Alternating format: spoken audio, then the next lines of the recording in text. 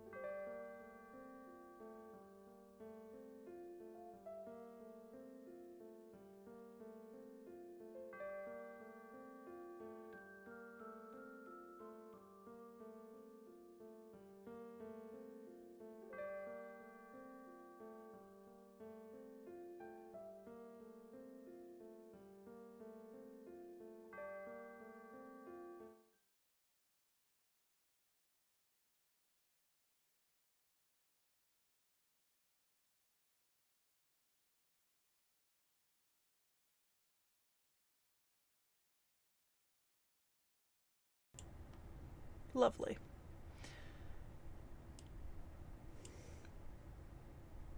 Seki, what is this? This title? This is what you wanted. Tea time chat. We are a classy podcast, and you have me here in a Darth Vader T-shirt drinking iced tea. What did you think this was?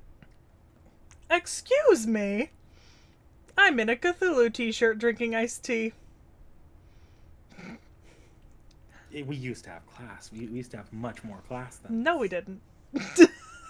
No, the fuck we didn't. That's disgusting, Zero Herrera. That temperature needs to go die. Well, I guess I'll start with the teas this week. So right here, this here is a cheap pack of Crystal Light sweet black tea. Just because I wanted something sweet to drink if we're doing iced tea, anyways. This is what I drink more of, actually. This is about 3/4 of a gallon of Constant Comment black tea, Bigelow family tea brand, I think. Cold brewed, so it's a light flavor. Oh, I've got peach iced tea. In a poison jar. Oh, that's delicious. It tastes of peaches. White peaches, specifically. I'll be honest, I'm more excited to drink the unsweetened black tea than the sweet black tea. Mostly because only reason I'm drinking the sweet black tea is because I had something with onions. And somehow I don't feel like it's good to go onion into unsweetened black tea. I need the palate cleanser. You're such a weird person. Tacos, that was hilarious. I giggled a little.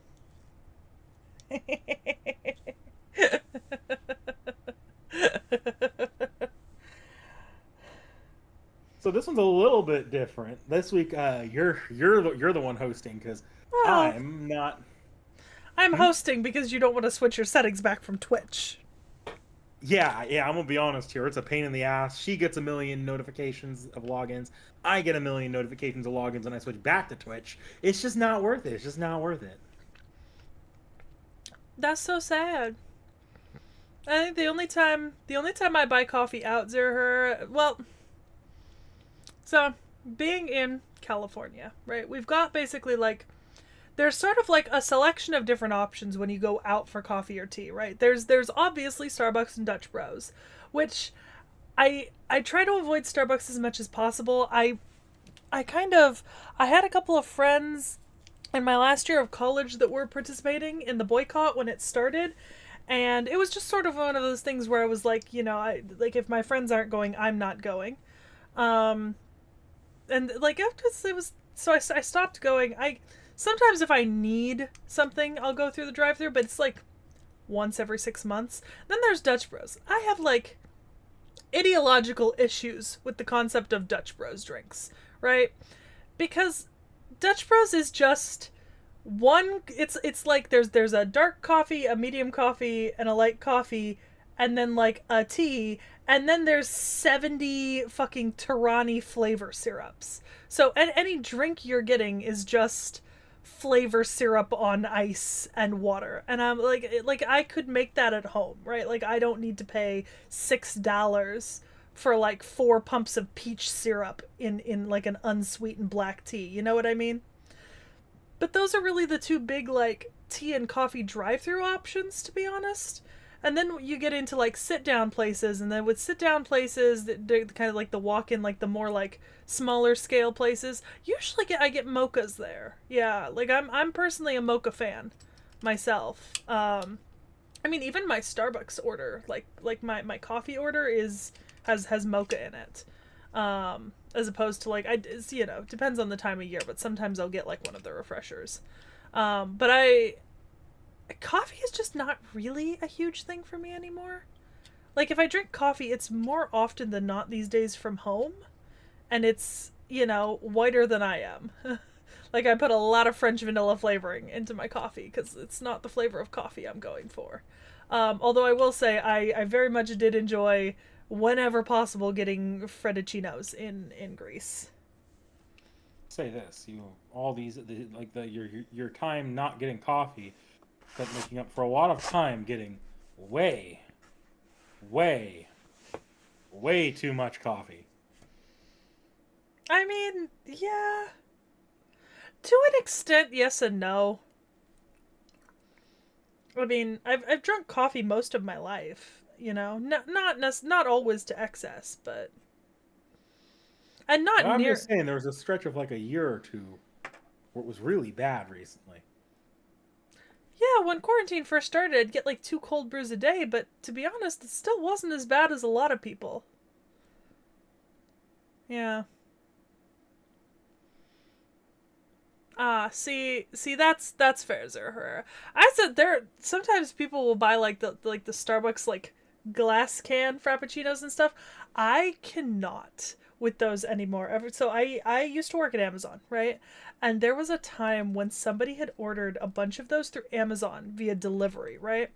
And I guess they were expired or something, and the glass bottles broke while they were going over the ceiling conveyor over someone's head and just splattered down expired mocha mix all over the person in like the middle of a shift.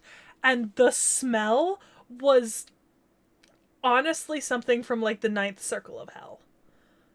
It was god awful. I just have not been able to do those ever since. Not that I was big on them to begin with, but you know. Horrific experience. 10 out of 10. Do not recommend.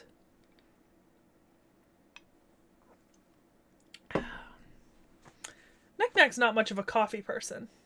No, coffee's an emergency drug. Yeah, it's because Knick-Knack has a really strong reaction to it. Like, caffeine gets you so badly. Caffeine does not affect me nearly as much. This glass is probably gonna keep me up all night. My tea is gonna have me sleeping like a baby. Yeah, that's fair. That's very fair. Oh, you know what? This is the first tea time that I have been home since my birthday. Right.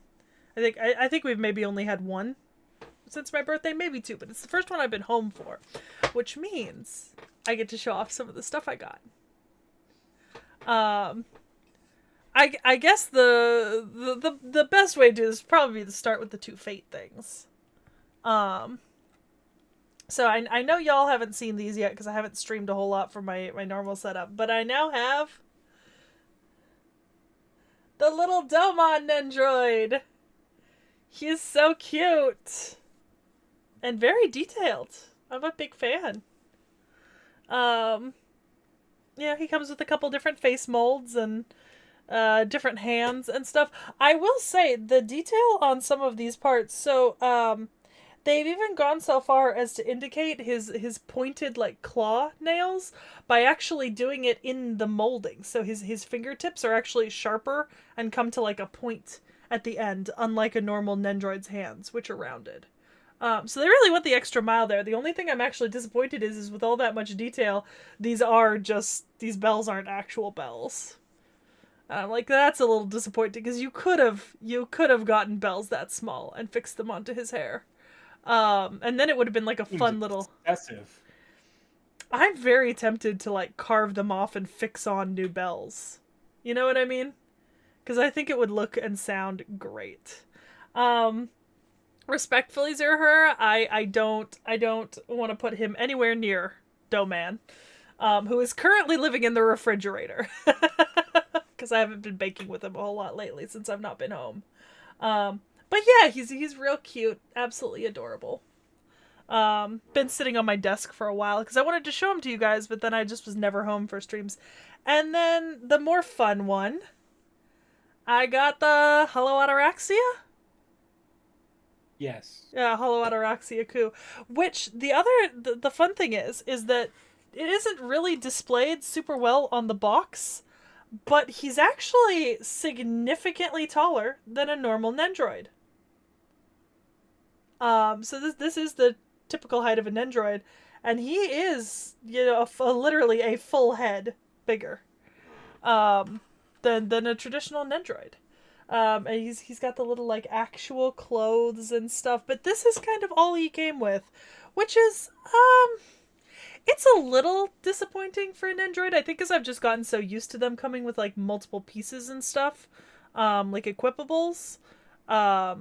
but he doesn't come with anything except for like a second set of hands. He doesn't even come with a separate face mold. His hair is actually one molded piece, and his head is one piece, and you can't swap him out, which is a little disappointing. But I understand why you wouldn't want to like make him look like he was swappable with parts from another Nendroid, because like another Nendroid's parts wouldn't fit him, you know. Mhm. But yeah, little dude's there. He's fully articulated, so like every joint in his body is articulated through, which is pretty impressive to be honest. Including his hair. I can move his little ponytail. Yeah, the clothes are surprisingly detailed and decent quality. They are a little bulky, but when you're making clothes for a doll this small, they do end up being bulky almost always. Either you have to sew them onto the doll, in which case they're never coming off, or they're bulky. So that's just something that you live with, you know? So he's real cute. And then I was gifted kind of my first Nico Robin figure. Which is really fun.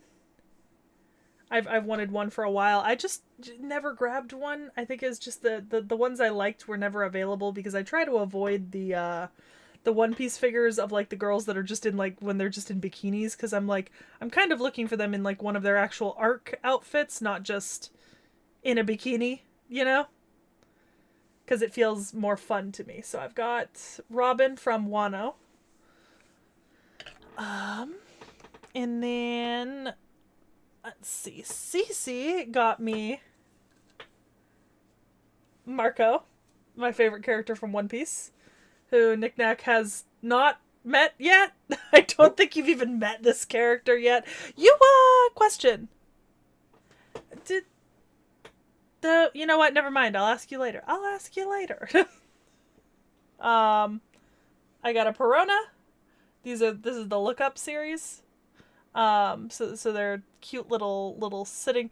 Yeah, tacos. But like, I'd be okay with that because that's like her baseline outfit. But I actually, you know, I kind of avoided. I haven't gotten all the characters' egghead outfits because I only like some of them. Anyway, so I got a Perona, and then possibly my favorite out of what I got, just for sheer fun. It's Astro. Yup. He's actually really cute, and like the funny thing is, Very dynamic figure. yeah, I think the other funny thing is that like he's just like actually the same proportions as an android, so it doesn't even feel like he's been made disproportionate. This is just Is that actually not an android? no, it is an android, but Astro's actual proportions are the same as an android. So Yeah. like it's an android, but it doesn't like A figure of Asteroid about that size would look the exact same. exactly. It does come with his little jet arms, so you can have him posing with the jets coming out of his hands.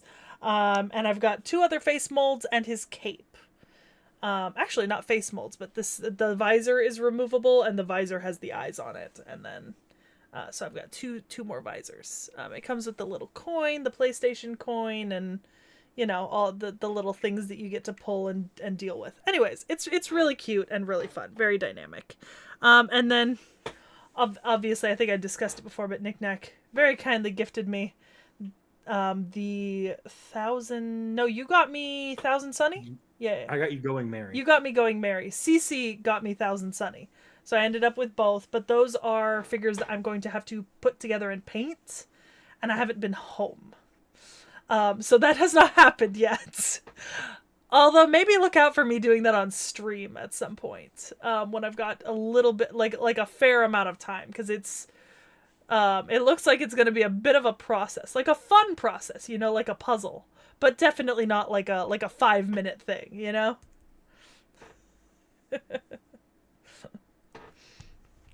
I've been sitting on some of those figures for so long. I wanted to show them off, but it's like we just never been home. They're not the only figures I got. I also got the final episode Ed and Al.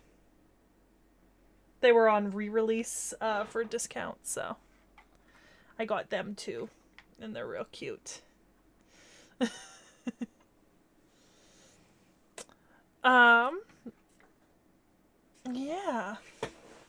Oh, and we recorded our FGO Part 1 off the shelf yesterday. Yeah, we did record that. Not that they're gonna see it for No. what, another Couple of weeks. month? It's not that long. Yeah, yeah, I think it's about exactly a month from now, pretty much. Yeah. Yeah. Not a crazy long time, but Yeah. things are recording ahead. Yeah. Especially with us both having vacations coming up. Yeah. I don't have anything new to show. I keep forgetting to show these off though, because my brother got me these for my birthday.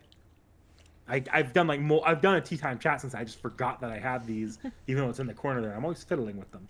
I've got a little Excalibur keychain, and functionally usable as a letter opener, I guess. Yeah. And then I've got another one. He got me the matching Excalibur Morgan.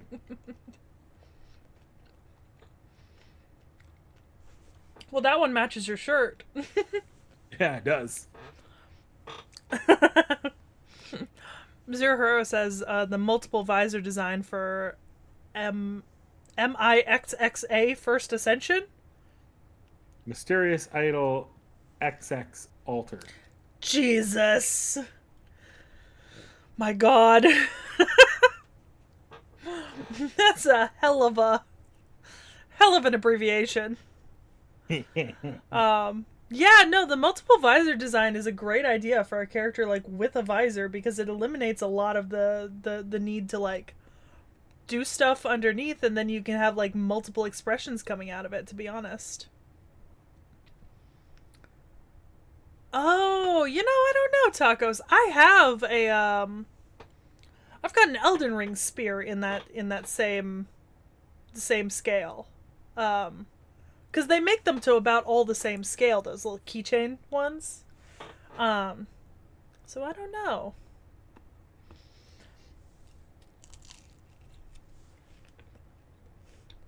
You eating your dinner there? Mm-hmm. What you eating? You gonna share with the class? Calzone. You made it yourself, right? I got home an hour and a half before stream, respectfully.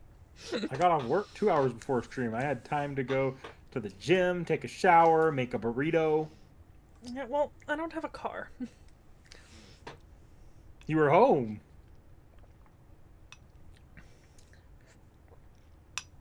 Get fucked. Yeah. Get fucked. Oh, hello, Loki. Hi, friend. I have cat. Oh, I mentioned it in chat earlier, but that's fair, Zerher. I think mine's actually technically Pizza Guys. Yeah, you get yours from it's a ghost kitchen, but that ghost kitchen is just a Pizza Guys. Yeah, it's just Pizza Guys. It's basically the Pizza Guys secret calzone menu. Yeah, pretty much.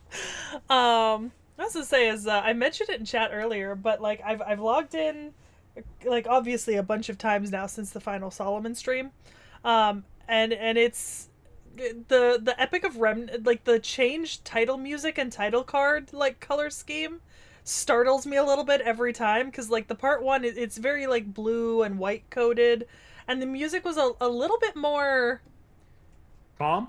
yeah, and then Epic of Remnants got like red and gold and black sort of like threaded throughout the design. A much more intense title song. Yeah, so it like jump scares me a little bit every time. I'm like, what the fuck? Because that was our title screen for like a solid year. Yeah. Now there's been 2 more since then, but yeah, for a solid year that was the title screen. Yeah, no, it's like it was so much. It's just strange. I think I'm so used to the part one, the part two. It's gonna take me a bit to get used to it. I think it's part 1.5. This is much shorter than part 2. Well, look, it's part 2. For all in a intents and sense. purposes, it's part 2. Look, the difference is part 1 and 2 actually have an overarching story. Part 1.5 is just a lot of standalones and setup. So it's a shitty part 2.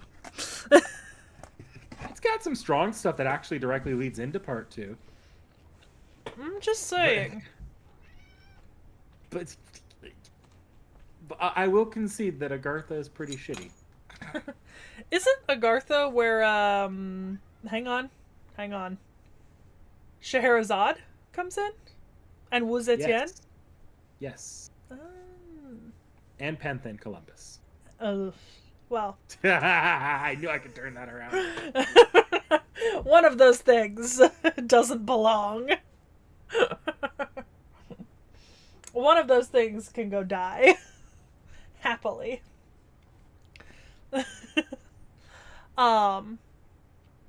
And also, somebody in the Discord asked me if I wanted to see a Three Musketeers and like D'Artagnan and maybe like Cardinal Richelieu servants.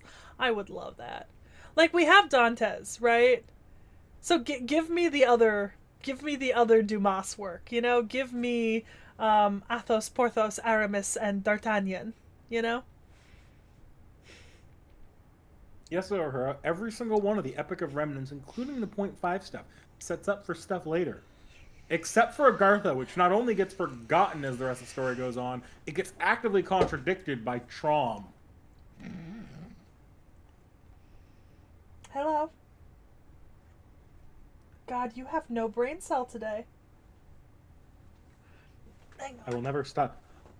I won't stop harping on Agartha, which just means Seki's going to contrarian me again, and I'm going to be like, Septum. Like, Agartha's my favorite chapter, and I'll be like, what the fuck? Maybe I do it just to be contrarian to you, Knick Knack. You ever thought of that? Yes, I think about that every day. Sometimes it keeps me up at night.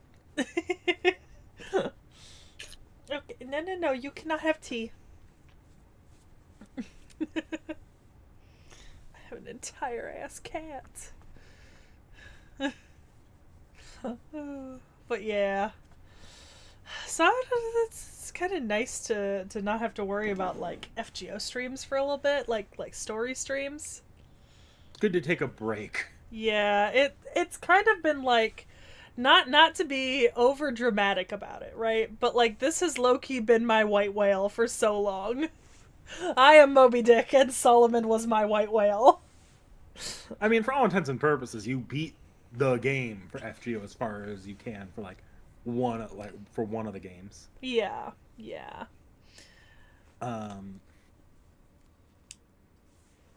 And I don't know how it is for your FGO stream because I'm rarely there during setup. Mm-hmm. I don't know about you, but my FGO setups is painful. It is fucking painful to get the capture card set up and working to get FGO going. You've seen me set it up when that had you over streaming. Yeah, no. Mine's plug and play. I'm pretty sure you keep your capture card plugged in, right? Yeah, I do. Whereas I have to pull mine out, play around with all the cables, and then my capture card in particular seems to have a very, very, very sensitive HDCP filter. Yeah, it's real fucking weird. No, mine's plug and play. I keep it plugged in all the time, so I just plug it into the USB-C outlet and I'm good to go. So I don't know. I thought about replacing that capture card for a hot minute, but setting up FGO streams for me is just like it's an ordeal.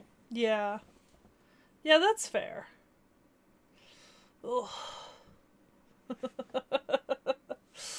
I know I'm gonna be very interested in seeing the comments when that Off the Shelf comes out, because I as I remember from last night, I had some pretty hot take opinions. Look, I'm just gonna spoil this because you've said it before. Your hot take opinion is Septum. Oh no, I meant about like gotcha rates and stuff like that. Oh yeah. Yeah. Yeah, I don't know if those are hot takes as much as those are weird takes, but that's I don't want to get too far into that right now. Yeah. But I like story-wise, like I think your opinions are gonna go. They're pretty average. Well, What did you want to bring up tonight? What did you want to talk about? Let's see. I mean, I've brought up the Switch 2 a lot during these tea time chats. I could bring up the new controversy since the last time. So when you were a kid, you know the DSs, right? Yes, I had one. Did you ever see the cool kid with the DS? It always had that card that had like 50 games on it, Hmm. like the one DS game.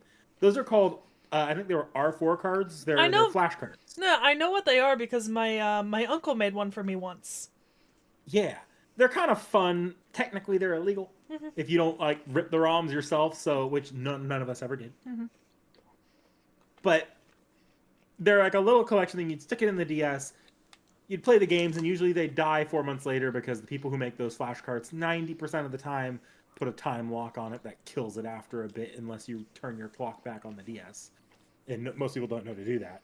But that's beside the point. Those have been around for a while. The Switch is like the only console right now that goes back to cartridges.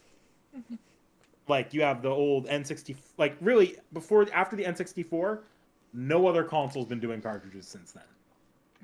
Outside of like the handhelds, which where we go into the Switch. Yeah, like the Cartridges. DS, because the DS had Like cartridges. PS5, Xbox Series X, discs. Hmm. Everything's got the digital versions, and then you have like even if you go back to PSP, discs. You can't really flashcard that, but the Switch going back to cartridges meant after a while they were able to get a working cartridge going, which legally you're not supposed to do with pirated ROMs. Hmm. But there are people, especially the more tech literate people, who know how to take their games and create backup files, which legally you are supposed to be able to do. Nintendo Okay. didn't like that though, because so in their information like contracts thing, they put modifying the Switch against policy could result in the Switch console being. Yes, which to me sounds reasonable. That gets into weird things with the console modding scene. It's like, do you deserve to lose your iPhone because you jailbreak it? Well, Do you deserve to lose your yeah. Android because you like fuck around with the OS and have your own custom OS? See, but I've done that on my Android and it was fine. Yeah, And then I you just can't do that on reset the it Switch, back. or else Nintendo says they might brick your console. Okay. So it's basically Which is where, like a threat, you know? yeah, Like, please don't do this to us, uwu. yeah. Well, turn around. Those R4 cards, where some people created backups, Uh-huh. a few of the people who created backups put it in their Switch 2 because supposedly they had an update to make it compatible with the Switch 2. And later on, some of their consoles got bricked or banned from using online functions. Oh, you know what? I think I saw a TikTok about that. And that's not where the story hits its worst aspect. Because like this is like, well, shit, that's kind of shitty of Nintendo. Hmm. Like, but you're entering that area of I kind of, sort of get it. Hmm. It's still shitty of Nintendo. This is really not great for game preservation, especially. Yeah. Earlier today, I believe it was, I saw a story online. I don't remember the source of it, but like it was in Germany. Someone was at like I believe they bought a game from like just like a third party. Like it wasn't like big Walmart Target. It was like a random person who sold them a video game, stuck it in the console, and it bricked the console. Oh, dear. So that now you're starting to get into the issue of if anyone's ever dealt with DS secondhand market, they know Hmm. the struggle of finding legitimate, say, Pokemon games. If you go buy a Pokemon game online right now, chances are it's fake. I could look at the game, figure out it's fake. I've walked into a GameStop before when I was younger and saw a fake Pokemon game sitting right there on their used game shelf. No, I was gonna say, So now what as happens someone when you who buy has, a flashcard reproduction of a Switch game, because Nintendo never drops their prices? yeah. You buy a flashcard reproduction at a garage sale, or God forbid at GameStop, given that apparently they don't have that quality control, according to that one experience I had seeing the DS Pokemon game, Hmm. and it's fake. And you stick it into a Nintendo console. Could people start having their Switches bricked Mm, when they're not at fault at all? yeah, and then how do you, like, if you explain that, how do you prove it? How do they believe you? Like, can you unbrick your Switch? Will the company be providing compensation if you can prove that you were not doing it deliberately, or will they say, "Ah, buyer beware, you should have been more careful"? Yeah. Please buy from trusted sources. Yeah, okay. I see where that's a really shitty thing to do. Yeah, because I remember like my uncle made one of my uncle made like two of those little, like DS cartridges with like 100 games on them, and I remember he gave me one to test because he was making one for his kid, right?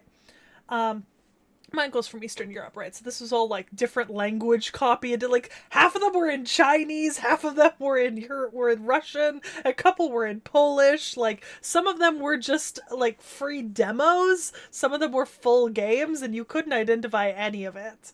But yeah, I remember using it. And it never, like, obviously my that was not what killed my Nintendo DS. What killed my Nintendo DS was a charging port issue that I probably could have had fixed if I thought about it at the time, and I didn't, and it wasn't I've that seen big a that deal. charging port issue happen to a few DSs, especially of the model. Because I assume was it the Lite, the DS Lite? Yes. Yeah. Yeah. Yeah, Yeah. Yeah. I've seen models of the DS Lite where the charging port wire got broken. And the DS Lite, it's fondly remembered, but I also think the DS Lite is kind of cheap and it breaks really easily, especially the hinge in the charging port. I find. I never had a problem with the hinge, but my charging port did break off inside. Which was the problem I had, was that it just, you could plug in a charging cord, but the wire was not connecting, which was unfortunate in the end. But I don't know. I'm now, now that I have access to a lot of games, right, through having a computer that can play them, and it's sort of a variety of consoles, thanks to like my own purchases and like you and some other friends.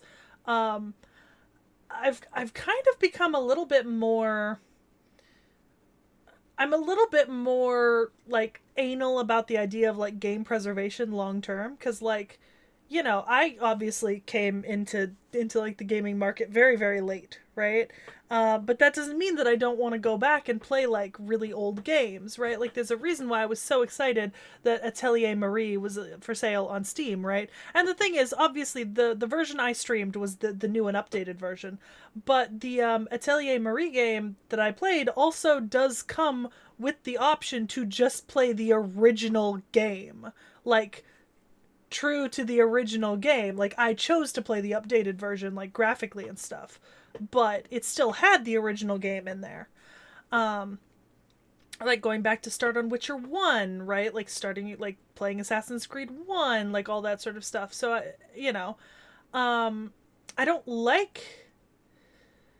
To a certain extent, I understand with like the Switch 2 is so new. I can understand them wanting to like sort of protect a brand new product, but I think where for me where it comes to a head is like if you start like policing and gatekeeping older stuff that you're not willing to port, or stuff that like isn't affordable even though it's so old, then you start to become like a really shitty company, in my opinion. Like I already don't like Nintendo for their prices, because I think that they're absolutely price gouging, because Nintendo does not have a direct competitor in handheld console gaming, right? They don't. The Steam Deck is not a competitor.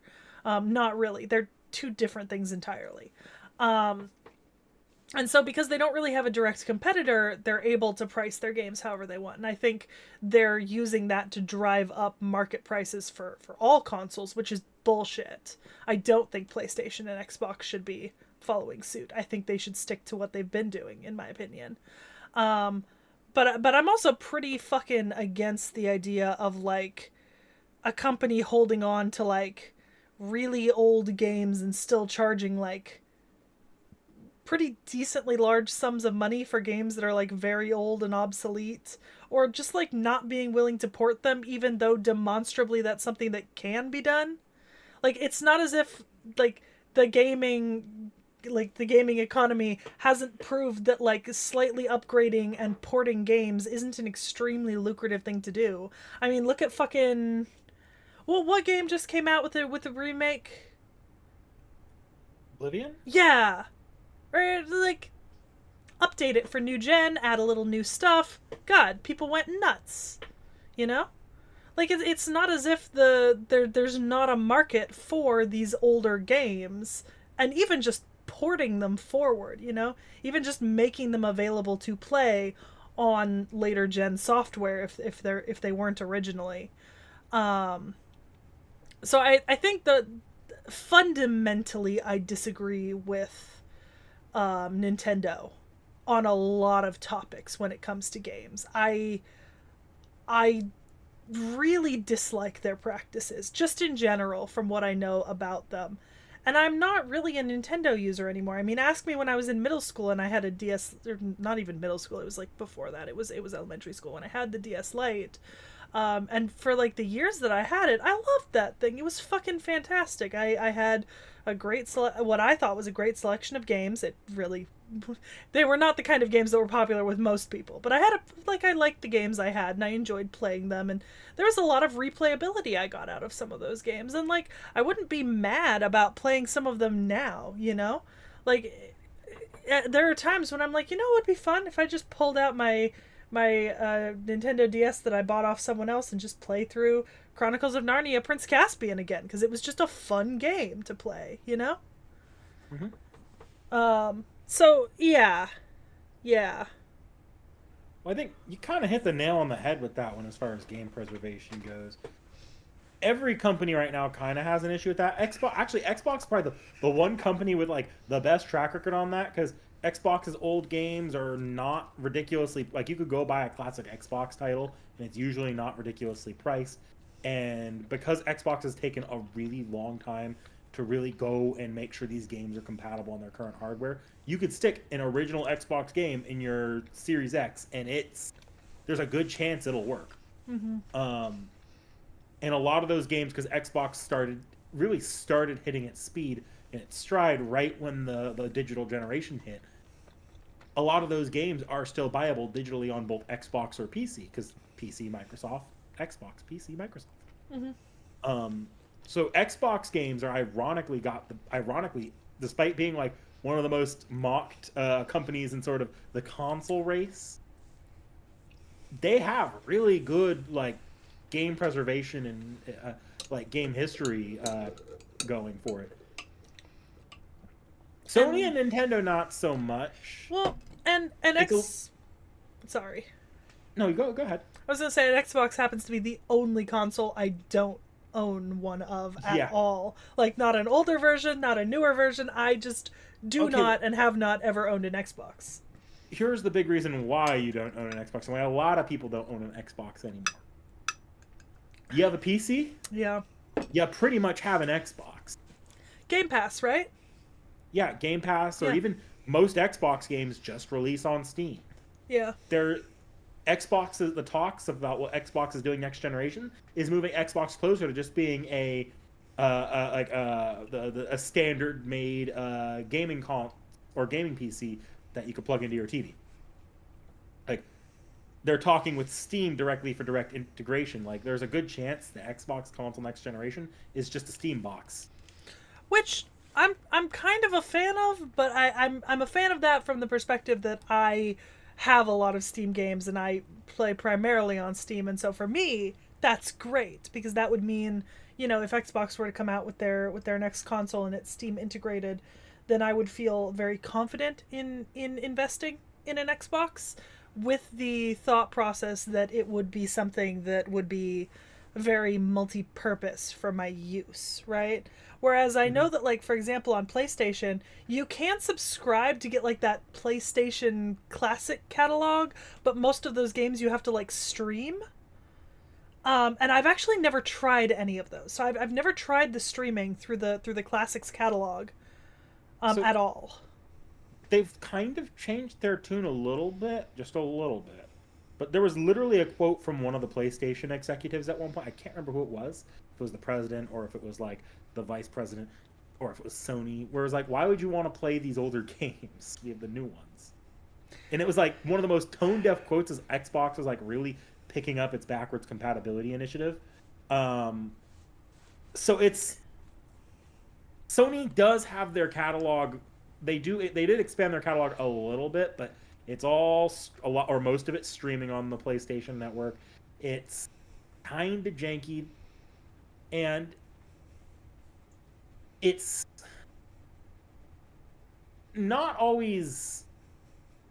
It's really is right now tied to a very very expensive service for PlayStation. I think the game that always comes up when I think about the PlayStation Classics catalog for me is God of War. So I own, I think, two God of War games. I have the original reboot and Ragnarok. I think, like the newer stuff.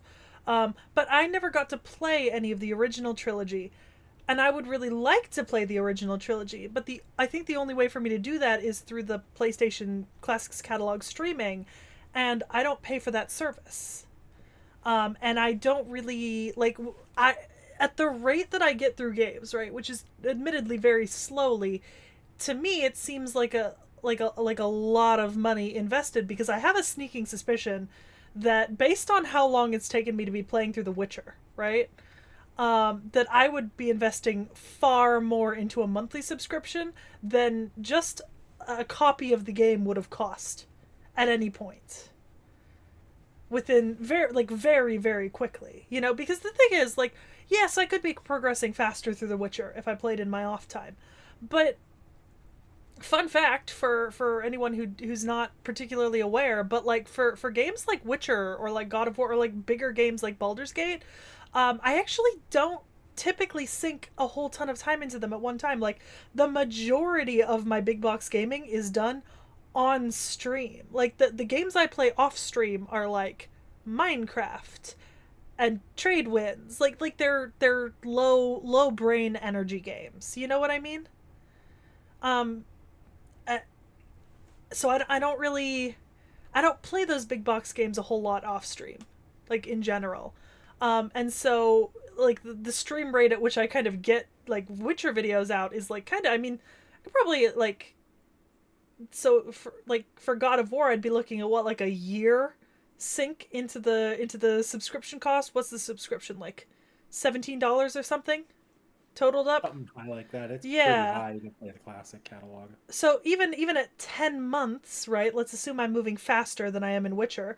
10 months at 17.99, that's $180 to play an old game that hasn't been updated over a virtual network that I don't get to keep and own.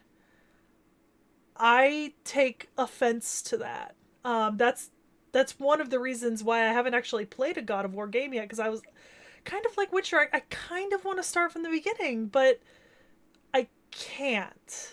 I mean, I guess I You'd have could to like, stream the PS3 version from the PlayStation.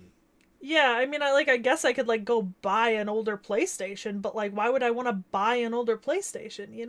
Like, that's not. I have a PlayStation 5. It has backwards compatibility with PlayStation 4. I don't want to go buy another PlayStation. Like, I bought the PlayStation and I don't need another one. Not to be that person, but I don't need another one. But I guess to get back to Nintendo here, Nintendo is in. There's a lot of that goes into Nintendo's weird stance on its classic catalog, because the first one and the most commonly well-known one is that if you know anything about Japanese copyright law, you know that Japanese copyright law is horrifically in Yeah. favor of the copyright holder. Oh yes, absolutely draconian compared to So ours. legally speaking, Nintendo is a Japanese, compared to Sony, which is largely migrated over to being a Western company, or Microsoft, which is a Western company. Mm-hmm. Nintendo is a Japanese company operating out of Japan, creating worldwide policies, but largely focusing those around Japanese law. Mm-hmm. So, compared to even Western companies, and they are very, very, very protective of their brand because of that. And that is probably the most well-known reason why Nintendo's sort of classic catalog situation is so sketchy, why their attitudes towards the fan community is so sketchy, and ROMs and emulators are so sketchy, is because they have they are a Japanese company working with largely Japanese law. Well, And then outside of Japan, it's into policy. But that's not the only factor I think goes into that. They're also the only company really in the position they're in, because Sony and Microsoft, they're getting up there in age. They do have a classics catalog now, but historically, especially like the last until like the more recent generations, Nintendo has the much larger, farther back classic catalog with games that are even more older and outdated. Like you can't just remake the original Mario Brothers and repack. You could do that for Oblivion. You could do that for Witcher One. You remake and repackage the original Mario Brothers. That's not the same game, and even if it was the same game at the same size, same levels, what you're selling at that point, if you were to expand it enough to be worth selling at full price, it's not the original Mario Brothers anymore. Mm-hmm. So that's Nintendo now has a discussion of like multiple eras of gaming and how you approach bringing those forward, or how you approach emulation of them. And what you Well, kind of get is this weird situation where because those games are so old, they're really easily emulated on computers. Like I could in 5 minutes pull up a get a SNES emulator going on my computer, an NES or a Game Boy Advance or even an original Game Boy. I can get any of those going on my computer in like 5 minutes. yeah. And the thing is, I acknowledge that Nintendo is obviously incredibly good at what they do. Like there's a reason why they have such a popular back catalog, right? Like Nintendo has continuously churned out incredibly good games that people have liked and enjoyed and still continue to like and enjoy. Um so like I see that, and I see that obviously even though they have policies that really are not benefiting the consumer in any way, right? Like none of these policies benefit us as the gamers and the consumers. Obviously their products are still in demand enough that it doesn't really matter whether or not we are being benefited. Like consumers are still giving them their money. They're still paying to them. They're still buying the new console and rebuying games. Um, and and yeah, like I could sit here on a high horse and be like, well, the gaming community really just needs to get its act together and stop purchasing altogether from Nintendo so that we can force them to do what we want. But that's not gonna happen because they're not an American company. And even if they were an American company, it doesn't work that way all the time.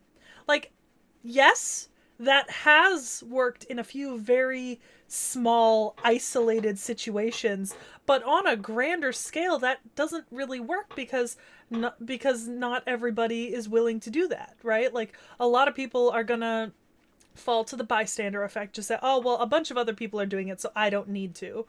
And a lot of people are gonna not want to rock the boat, and a lot of people just don't care enough. You know, like they're perfectly fine to just buy the games they want to play on the console they want to have. And I can't judge anyone for that because I too, you know, like obviously I would really like if Sony made their back catalog more available, right? Like port them to PS5. Have I stopped buying PS5 games? No. I'm still paying for the monthly subscription and monthly games. I still get, I mean, granted I don't pay full price for anything, but I still get games for the PlayStation 5. Not as many as I used to, but I do. So it's like I'd be a hypocrite on a high horse if I said something like that. Yeah, I think, but I do think there is a reasonable sort of there is a righteous outrage there. I'll say that because I do think Nintendo does have a problem. They really do with their classic catalog because unlike Sony and Microsoft, they are not as open to porting their older games to at least PC.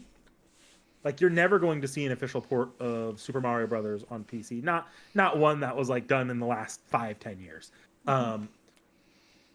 And as a result, you have a situation where every time they want a new sort of hardware ecosystem, they've got to report every single game in order to keep it accessible to new audiences. So for a while, they had what was called the Virtual Console, where you could just buy for like $4.99. I can go buy Super Mario Brothers, play it, and be done with it. Mm-hmm. $5 to play the original Super Mario Brothers, probably not bad. But then, I've moved from the Wii to the Wii U or to the 3DS. I no longer own a copy of that. Mm-hmm. I have to go back, pull out my Wii to play that now. So there was some demand for I want my purchases to carry over, and eventually that kind of morphed when Netflix and streaming became popular too. I want a service I can pay for to have access to all of the classics. And granted, even though Nintendo is making new games, their back catalog availability is probably a lot of their profit on newer consoles, is the ability to port some of those games and make money off of them still. No, it's not actually. It's not? I would think Nintendo it would be. In the Switch era, Nintendo listened Mm-hmm. to what people were asking for and made it a service you'd pay for. Oh, But okay. then paid for monthly services really fell out of style as we started having to pay for 20 of them. Yeah, It's actually that's another issue it's I have. it's tied to the online features. So if you have Nintendo Online, you have NES, you have You showed me. SNES, Yeah, cuz I've got access to a bunch of stuff on the Switch through your account. but you have to pay for another tier up to get N64, Game Boy Advance, and it's sort of Yeah. that slope of tiered subscriptions. I'll say Nintendo Online is significantly cheaper than the PlayStation Online is, But I but also Nintendo Online is kind of shit. Yeah, but also I want to say we've had I think I brought it up before, but I swear when I first subscribed to the PlayStation like the PlayStation monthly games, I swear when I first subscribed, I got the classics catalog with my original subscription price. I I swear I did. I know you didn't because I got my PlayStation 5 before you did, and I got a PlayStation before you did, and that was not what the way that worked. What happened was when you got a PS5, and I'm pretty sure I also took advantage of this. When you first get your PlayStation, you get a 1 month free pass to their classics catalog, and this is before their classics catalog changed to be incorporated into the online service as a higher tier. This Yeah. was when it was just two separate services. So you get if you bought online, it's either a new PlayStation or a new online account, you would get a month free of their classic service. Maybe it was that. I didn't take advantage of it at the time, and I really wish I had now because it's not a service I'm willing to pay for anymore. As it is, I mean, even with subscriptions, I've started like, oh god, just the streaming services, because the thing is like I like to watch a lot of different things, but then to have the services where all those different things are on is sometimes really hard. Like for example, I just found this out the other day, right? But I'm on someone else's HBO Max, right? Just like there's a couple other people on my Disney Plus and my Netflix and on my Hulu, and I get CBS from someone else, and I give that person my Amazon Prime, like swapping service codes so that so I don't have to pay for all of them. I can pay for some, and other people can pay for others.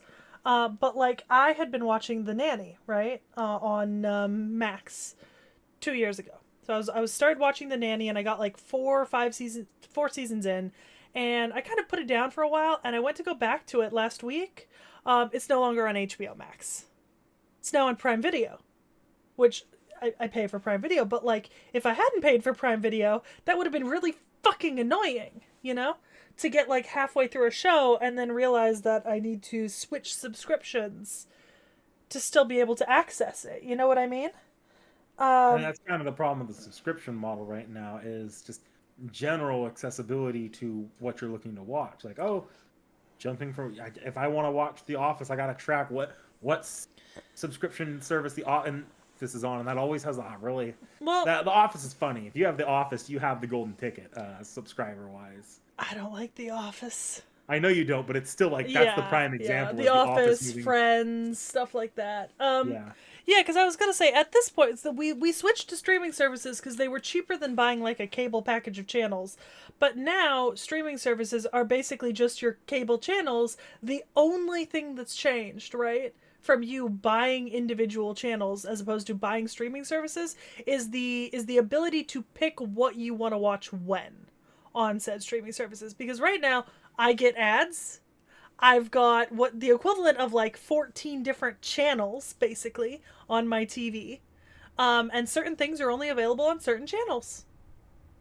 And some things are premium locked. so Zero, I do hear you. I'm not a fan of Crunchyroll in general, but also a lot of these series are only getting officially subtitled because Crunchyroll or previously Funimation, now Funimation and Crunchyroll kind of merged, are actually bankrolling some of the subtitles and handling those in house. You don't have Crunchyroll, you really don't have a lot of these subtitles for especially more niche series. Like obviously One Piece would never be affected. Dragon Ball would never be affected. And there are like if you have a big franchise, you're not affected. But like the fact that we have access to every weekly series in English sub, that is absolutely a product of the streaming of the streaming wars. Which Yeah. like it's kind of hard because it's like on one hand, I hate having to play this game of who's streaming it where and how much are they raising my streaming prices this week. God, But that's when the you're worst talking part. about foreign media, it has been pretty good for getting foreign media overseas. I think the worst part for me is definitely when the prices get raised, because I think almost every single streaming service has recently, in the last year, has raised their prices to over $10, even on the ads subscriptions. And I don't pay for no ads anymore. I used to back when like the difference between ads and no ads was like $6.99, $9.99. But now when you start at $12 to $17.99 and then you go up from there, no, I can't do that. So I don't pay for I just deal with ads, you know? Like it's fine. Like we watched ads for literally decades on TV. There's also there's a certain sense of nostalgia at the moment for me that comes with getting ads, cuz like I grew up watching like TV on like TV, and so like it was always the like, oh, you're watching like Lord of the Rings on TV. Oh, every like 20 minutes there's like a 3-minute commercial break, and if you're really fast, the minute the commercial starts you can make it to the bathroom and make it back or refill your popcorn and be back on the couch. I think the biggest problem though that I have with streaming services with ads these days isn't the presence of ads. That's fine. I acknowledge I'm not paying for no ads. It's when it's when like a series, right, like an old Disney Channel series or something, has 2 or 3 very obvious ad breaks, right? With the ad bookends and everything in it, right? And they don't put the ad breaks in there. They'll just space them every 3 minutes, interrupting the actual dialogue and flow of the episode, rather than put them in the preset places designed for it. That bothers me to no end. It's Same such issue when I'm watching with movies. Because if you were to watch a movie on TV and it has an ad, usually they actually like the broadcaster will find good spots to put that ad in the movie. They don't do that anymore. Sometimes movies were recut for TV back in the day. That's just not the case anymore. Nope, they don't do it anymore. And I think it's so bad too, because there are things like One Piece has those like ad breaks in like the first in like most of the like the first like couple of sagas. You remember seeing them, right? Like the little like with the posters. But you're watching it on a streaming service with ads and they don't put the ad there. It's designed for... I wouldn't even mind if you chained 3 minutes worth of ads, so long as you put it where the ad break already exists in these older shows. Oh. I don't even know what YouTube ads are like anymore, because we've had You're welcome. YouTube Premium for a while. Like we all... or, in theory, the plan was that we'd all be pitching in for a YouTube Premium thing, but then I think everyone stopped paying except for me, and I was like... I'll start paying rent again if you need me to, but you haven't demanded it. I feel bad asking sometimes, because I do pay the YouTube. I pay for a YouTube Family Premium, and I do have six accounts on it. So it is, well, 5 in the club. I put the club on there so that we don't have to deal with ads when we're like using the YouTube channel to watch videos.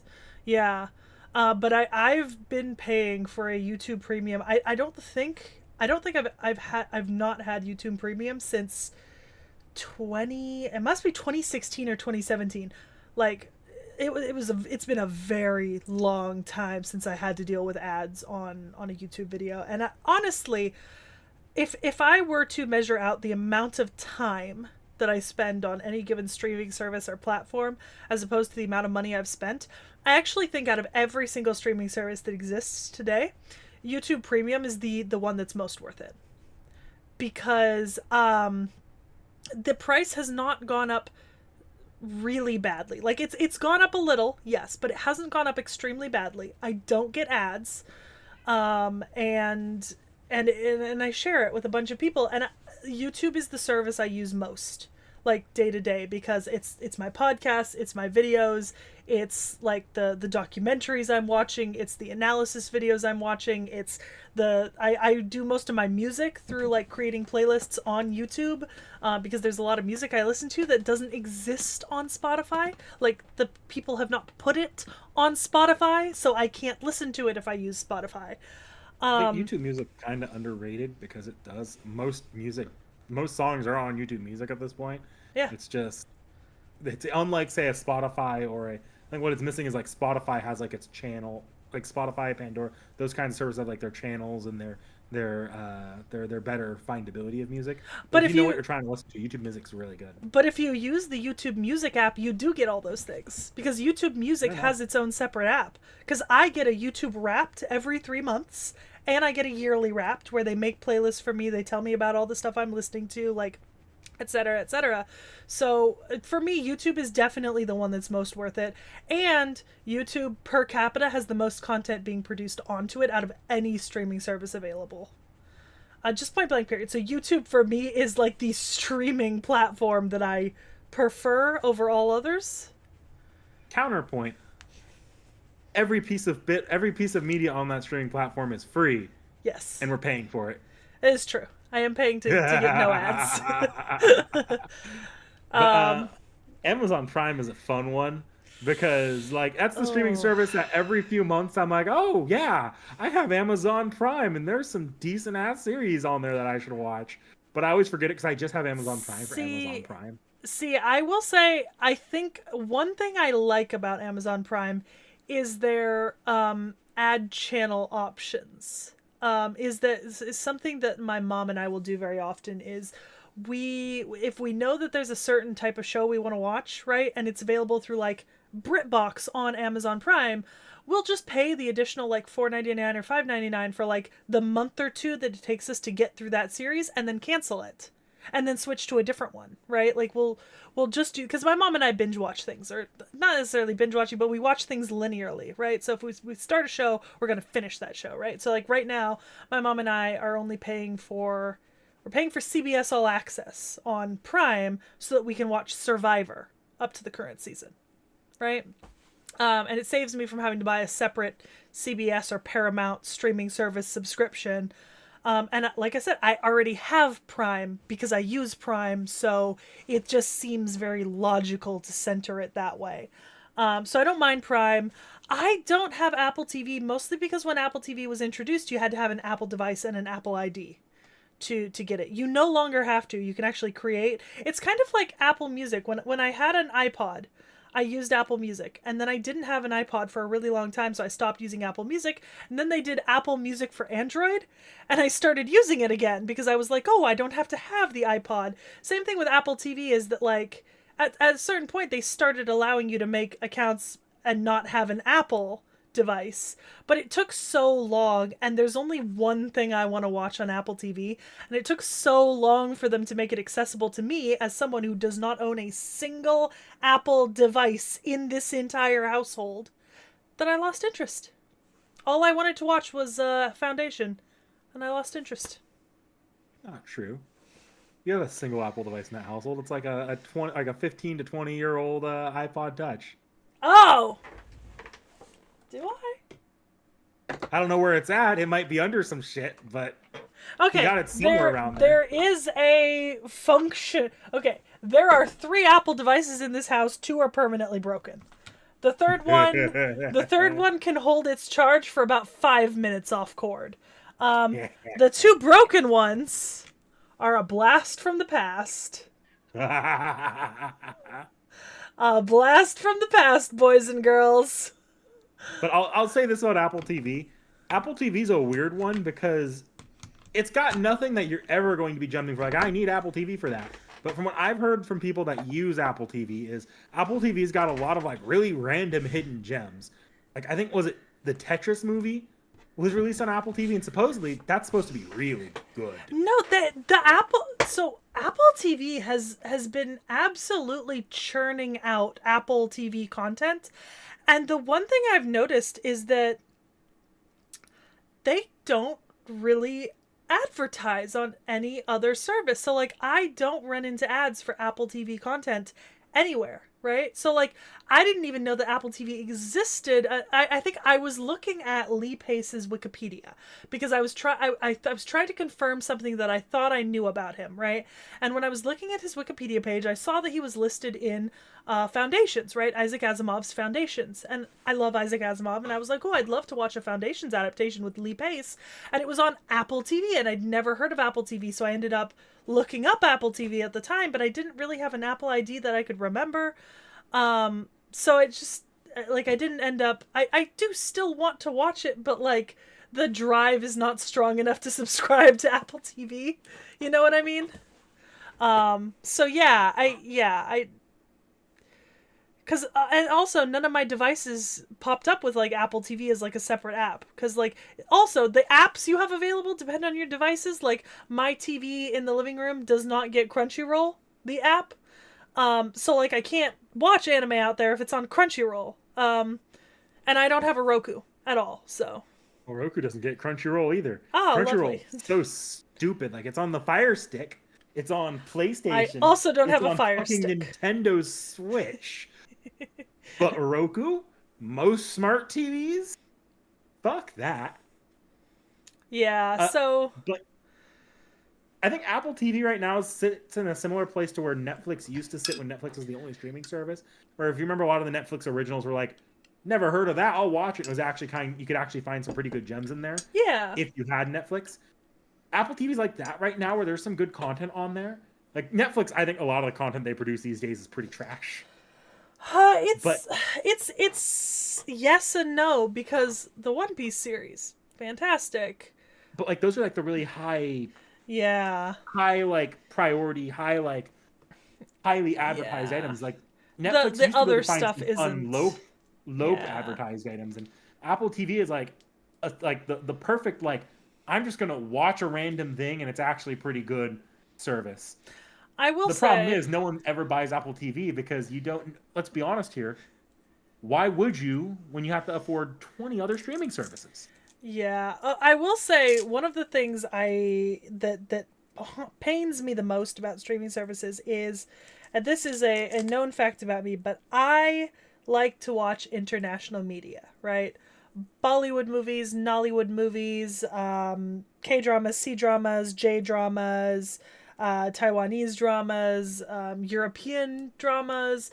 Like I am a huge consumer of international media, right? I love stepping outside of what's available in the American market, and doing that through streaming services is like pulling teeth. It is physically painful. The only reliable service is Viki by Rakuten. And Viki has like a selection of free stuff and then a selection of subscription stuff. Which Viki used to be free. I remember when it was free. Which hurts a little bit. Crunchyroll used to be. Actually, I think Crunchyroll you might still be Yeah. able to watch like a week behind with ads. Yeah. And so I don't know. It's just nowadays, most of the time, if I'm trying to find something that I haven't watched before, what I normally have to do is I have to look it up on Google, figure out what streaming service it's on, and then I have to check to see if it's locked behind a premium subscription barrier. Because there's the shows you can watch for free on some services, the shows you can watch with ads, and some services actually have a separate selection of shows that you have to have the premium to watch them. You can't have the no ad subscription. You have to have the premium. Which is the worst, because then even if you have the ad subscription, they're like, no, you need to upgrade to an additional $5 a month to access this specific show. Yeah, tacos. I watched Bleach on Hulu when Hulu was free.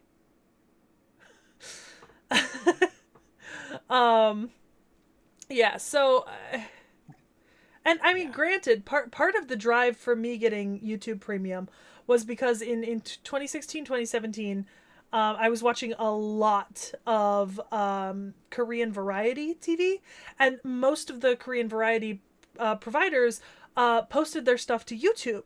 But the problem was that there would be like it'd be like an hour and a half episode, and there would be ad breaks every 8 minutes, right? And I was like, I don't want to sit here for 2 hours over an hour and a half episode of this variety show that I really want to watch. So I just, that's part of my original push to get it. Speaking of YouTube and ads, did you hear about YouTube going on a crusade against ad blockers lately? No. Basically, YouTube is borking itself, like purposely borking its service if they sense that you're using an ad blocker. I actually ran into that. I installed an ad blocker on my computer, not for YouTube because I have YouTube Premium. Yeah. And then I went on to YouTube, and I just couldn't access YouTube. The videos just no video would load. The website barely functioned, and I had to turn off my ad blocker. And I had to basically delete. I had to delete the ad blocker just to get it to work again. Every day we stray further from the light of God. I mean, I don't think it's any more shitty of a move than Disney Plus and Netflix being like, no, we're going to make it impossible for people to, or make it really hard and inconvenient for people to go from different locations if they have multiple homes or if they're Yeah. Airbnb hopping to use their, or if they're traveling to use their accounts to stream. Yeah, my nemesis Just has to get the at the password sharing. yeah, my nemesis has the right of it. That's what I do when I can't find something. Secret, yeah. Look at needs must the ends justify the means. Um, yes, Frostshard, I do believe that. See, this is how Um, you end up discovering that Fate Apocrypha has recap episodes. yeah, yeah.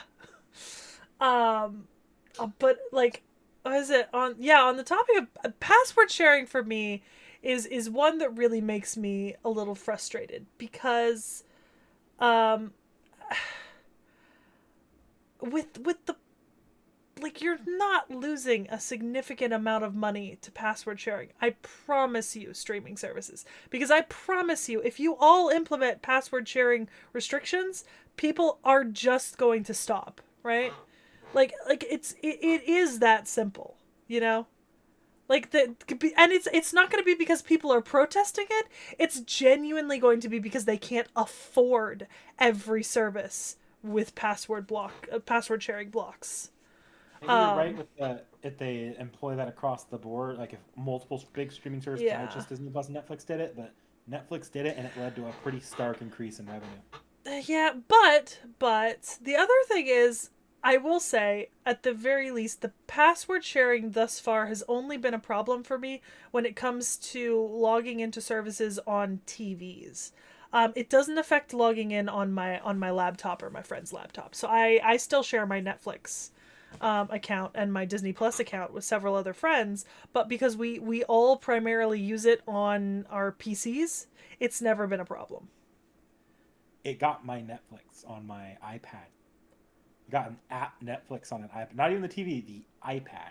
And I can tell you why it did that. It dinged us because it not because it caught me streaming from my because for a long time I was able to pull off my Netflix from my parents' Netflix onto my TV just fine. Yeah. And they got theirs. The problem was, if you remember, a car went through their house and they were Airbnb hopping Yeah. while the house was getting rebuilt. Because they were Airbnb hopping, every single Airbnb that they'd go to, they'd have to log in. It's like, oh, multiple households. We're Okay, logging but the that's account. that's a very specific situational problem, right? Speaking as someone who has not been Airbnb hopping, right? I have Netflix on our main TV in the living room. That's where the account is centered. But I use it on my laptop. I use it on my PC. I use it, and then I have two people who use it from their PCs, and it's never been a problem because it's not being used on a TV in any other household. It's only being used on computers. As far as I can tell, it's all an algorithm thing, though. So, you know algorithms. Well, You know how algorithms work. They get it's more and more aggressive and accurate or inaccurate with your YouTube irregardless, it's times. been fine for me so far. Disney Plus, I didn't even notice that they implemented it, but that's because I don't. Originally, we were collectively gonna get a Disney Plus, I remember, and then you ended up on your parents'. Yeah. And so I got my own, and then I was sharing it with two people initially, and then they just We fell out of contact, and so I just took them off and changed the password because I was like, if I'm not getting paid for this one, I'm not sharing it. Um, but like, and then like, I have one friend on it now, but once again, it's not incredibly often that I go on Disney Plus. I think perhaps that's the subscription I'd probably be the most tempted to let go next time I purge stuff because I just don't use it very often. But when I do need to watch something on it, it's something extremely specific, and then it's very irritating that I don't have access to it because it's specifically on Disney Plus. Um, so it's Yeah, that's how that's just been the situation. You've been saying that for at least 2 or 3 years now. I know. To be fair, I have purged a couple of my subscriptions. Hulu, I've been hanging on to Hulu and Netflix because Netflix has like there's always been stuff coming out that I'm watching for like the last couple of years. Like there's always something coming out that I'm watching or that I'm interested in. Or there's like a rerun on. Hulu's probably the service I use the least. Despite me saying that Disney Plus is, it's probably Hulu, but I have my Disney Plus and Hulu right now bundled on a student plan. So I pay significantly less and they kind of come together, so it's whatever. I think I might Oh, even have well, Spotify bundled with that. I think I have all three. I don't know if it's still active or not. I don't know because I only saw it when it was first getting talked about. There's a really, really, really good HBO Max, Hulu, and Disney Plus bundle not that long ago. Yeah. So I know the bundle, but the thing is, I'm on somebody else's Max, Yeah. so I just have the Disney Plus, Hulu, and I think Spotify. Are you on that same person's Max that I'm thinking of right now? East Coast friend. Oh Yes. yeah, have been since like 2020. I'm pretty sure you've had her login since HBO Go. Yes, I have. I've had it since it was Go. Yeah, for a short, it was because originally I had Hulu and Disney Plus and Spotify all separately, and then I got an offer for like Hulu and Spotify bundled, and then when I went into like I unsubscribed to both individually, and when I went in to bundle them, they were like, "Oh, you can add Disney Plus," and so I think I paid like one price. It's like $11.99 or $12.99 a month for all three, and it's a student price, so it's not going to be forever. At some point, I'm going to run out of the student credit, and then it's gonna. But I did it relatively recently, like in the last year, so I've still got I think another year or two in the credit. I'll say this for people that like, as we are entering this age where streaming is just cable, Yeah, look, do what you do with cable. bundles, Look for discounts, bundles and packages, bundles, discounts, packages, anything you can get. and make sure and know what subscriptions that you're. Say if you have an internet provider, which ones your internet provider may be offering complimentary. Because So the same exact fucking scenario as cable. Yeah, because I think technically I should be getting Max free through my cable provider, but we got that upgrade well after I'd already had my friend's Max password, so I'm never bothered to activate it because I was like, I just don't need it. For a while, I had Peacock through my ISP. I subscribe to Peacock because Peacock is the official home of the Olympics now. Because cable doesn't exist anymore practically, so Peacock won the bid for the Olympics, the last 2 or 3 Olympics. And my mom and I do watch the Olympics. So what I'll do is I reactivate my subscription every time the Olympics are on, and then I cancel it when they're over. Because I'm fucking terrible. Because I don't use Peacock. Peacock is one that I absolutely never use, with the exception of Olympics. Hey, Persona fans, the Persona 5 Gotcha game just dropped. I almost opened it on stream on accident. I didn't realize it already downloaded to my phone. Hi, Nady. Okay, my respectfully, Loki is having like an entire fucking conniption on the back of the chair that you normally sit in. Like he's been running in circles on the top of it with his claws sunk in for like 10 minutes. That chair's just not as comfortable if I'm not sitting in it, apparently. Oh my god, wait, hold on. Look at Hi, that! Loki. Look at that Hi, my miscreant. favorite sibling. Oh my god. Why is he's watching the camera? Hi. Oh my god. What the fuck? Kitty cam. I'm gonna be honest, Tacos. I'm gonna play it just to fuck around with it. I don't anticipate I'm going to stick with it. I've dropped so many gotcha games. Like that Pokemon card gotcha game. I fucking dropped it I was because they were wondering releasing about packs that. It was really great for all. It's a gotcha game I didn't have to grind in, and feasibly, if I was willing to wait enough time, I can get everything I needed. And then they started increasing the rate at which they were releasing packs, and I'm just like, fuck this. Yeah. And I canceled my monthly pass. Because I was paying for the little monthly battle pass so I could open more packs. And I was like, no, Zach, I'm done with this. I'm not doing this anymore. I'm not having fun with this. I'm just like, I'm stressing out about this. I'm done playing this. So now I'm back to just FGO and FGO JP. You know what? Thinking about gotcha games, I was gonna pull up recently because we got into a discussion about all the different gotcha games and stuff like that, and I can access my history of like which games that I played on phone, right? So I was gonna kind of like kind of touch on some of the ones that I've played because so I've got Bleach the mobile 3D, Bleach Immortal Soul. So, because there were 3 Bleach gotcha games, and I played all 3 of them, but only one of them for like significant amounts of time.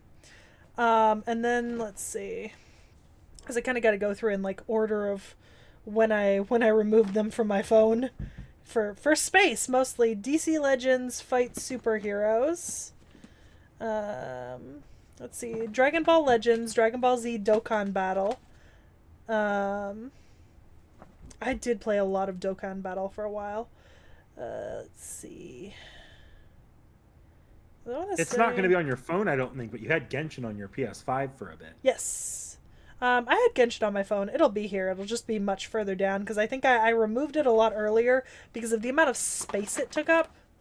This is just Genshin's not a phone game. It's a piece of black magic. It's a console and PC game that they black magicked onto the phone somehow. It doesn't work great. Grand Summoners Anime RPG. Let's see. My god, there's so many games I've deleted over the years. They were not good games either.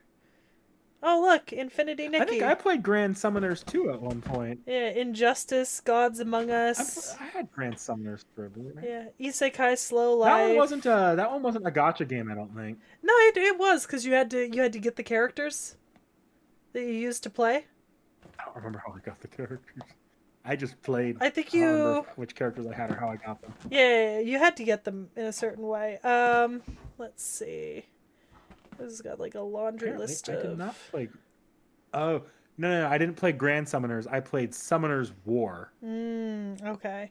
Marvel Avengers Academy, Marvel Contest of Champions, Marvel Future Fight, Marvel Strike Force. Oh god, I played all the Marvel games. Jesus. My Hero Academia, The Strongest Hero. Oh yeah, there was a point, I think it was like 4 years ago, I downloaded basically every single shonen anime gacha game and phone game I could find, and I played them all for a little bit, because I was gonna make a video about them, and then I never did. Yeah. And then I never did. Hang on, I'm gonna turn my camera on and off. Can I just say? There we go. Like, can I expose one of the worst ideas I think has ever been proposed to this channel by Seki? In my opinion, as the one she proposed it to is the one as something I should do. Wait, hang on. I've also got Naruto, Ninja Tribes, and Naruto Ninja Voltage. And then there's probably like 5 or 6 more if I keep going back through my game history. But yeah, so I have played most of the major. Oh Jesus. Yeah. You played a lot of franchise gacha games. There were some non-franchise ones in there, but you played a lot of like the. Oh, like, the other thing is, I played a shit ton of non-franchise ones. I just didn't list those out just now. I was like scrolling past them. Also, you might want to disenable and re-enable your camera. Okay, I could do that real quickly. But so a few years back, Seki, and this is around the time I think Seki Reacts was starting to get going. Seki proposed to me, you should try a bunch of gacha games and review them for the channel. Yeah. And I started work on that, creating a template based on FGO, and then I thought about it for 2 minutes. I was like, wait, to review a bunch of gotcha games for the channel, I've got to play a lot of gotcha games enough and in rapid enough succession to make this a series. And eventually I just said, fuck, I don't have that time or patience. I think, yeah, my original idea for myself had been that I was going to, like, basically just take, like, a month, right? Like, 30 days beginning to end, and just put like an alarm on my phone and log into, like, every single gotcha game at, like, one point in the day, right? Like at, like, 5 p.m. I would just go through the list, log in, and then, like, dedicate, like, an hour to, like, each game or something. Like, I don't know. I was gonna go through and, like, try a bunch of them, and then I just didn't end up managing it. I ended up, like, slowly the games just got deleted off my phone, and there were like other games outside of that I played through my phone. You know what I mean? Like, I don't play exclusively like those kind of games, but like stuff like Dragon Mania Legends, and like I played Angel Stone for a really long time because I just thought it was a really fun game to play. And there was some other stuff. Yeah. I appreciate that you fixed your camera quality, and mine has now tanked for myself. Um, I noticed. I am going to try to fix that. Huh. And yours has just tanked itself again. That's so strange. And you're seeing it on your end for yourself, right? Yeah. I'm not seeing it on my end for myself. I think this might be a, I don't know. It could be a use issue. It could just be a Discord issue. Maybe it's a Discord issue. Because I'm seeing when you're having problems. I'm not seeing when I'm having problems. Chat, let me know if you've noticed like any drops in the crispness of the video that's transmitting. Because I'm trying to figure out if this is like me looking and Discord's doing something funky, or if it's because I keep seeing Knickknack's video quality drop to like 144p practically. Like this shit's pixelated like Minecraft. And I see yours dropping. Mine's looking Yeah. crisp right now, whereas it seems like you can tell when yours is dropping. Yeah. And the thing is, I'm not dropping frame rate in OBS. Strange. Very strange. Yeah. Like right now, you're, as far as I'm seeing at least, you're getting a bit of an input. Like I see you talking, and then I hear the words coming out. Knickknack, I can see the individual pixels that make up the diagonal of your fucking headphone cords as squares. I can do that. I can see that for you too. All right, let's do something real quick. I'm gonna switch y'all back to the waiting screen, and I'm gonna end the call, and I'm gonna restart the call. Okay. Hold tight for some minor technical issues, potentially. Oh, that's not fixed. Oh, yes it is. Ha ha ha. At least it's fixed for me for now. We're gonna sit with that. It seems to be a Discord issue, though. Okay. Yeah, because it seems to be entirely... Has to be. Yeah, I think it's gotta be something with the Discord transmission ping. Yeah. Because I can see my quality has dropped now. Like, I can see my own quality dropping, which is very interesting. I've never had this issue in Discord before. This is a new one. I spend a lot of time in Discord calls, so I would know. But yeah. Could be something to do with the plugin. Because you said you and CC were testing that plugin, right? I'm only using the plugin for audio. I'm just screen capping the screen of my computer. Like the whole screen. Not like the Discord window, just the whole screen.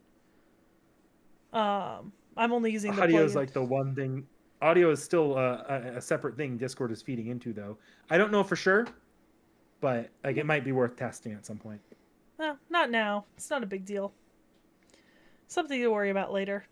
Because I know it's not like my camera quality, because I'm getting a secondary feed of my. I'm getting like a secondary video feed down in like my second screen that's coming in crisp. So. I don't know. Very strange. Hello, Peachy! Your brother has left, so you are now coming in? They hate each other. A lesser sibling. They hate Team Loki. you and every other female on the planet.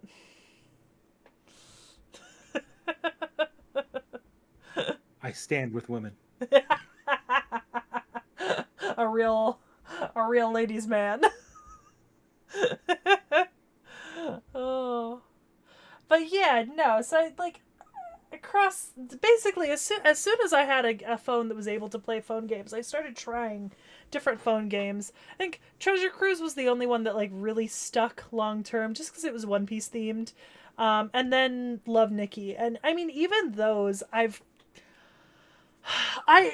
think it's not like it's not a matter of like maturity or anything like that. I think it's just a matter of priorities, right? Is that like phone games are just not my day-to-day priority anymore, right? Like I'm not great at being tethered to something that has to be done, like to keep up like a streak or anything like that, and I also don't like the sort of exploitative nature of like gotcha preying on your need to collect everything or get the things you want so much that you're willing to pay for it.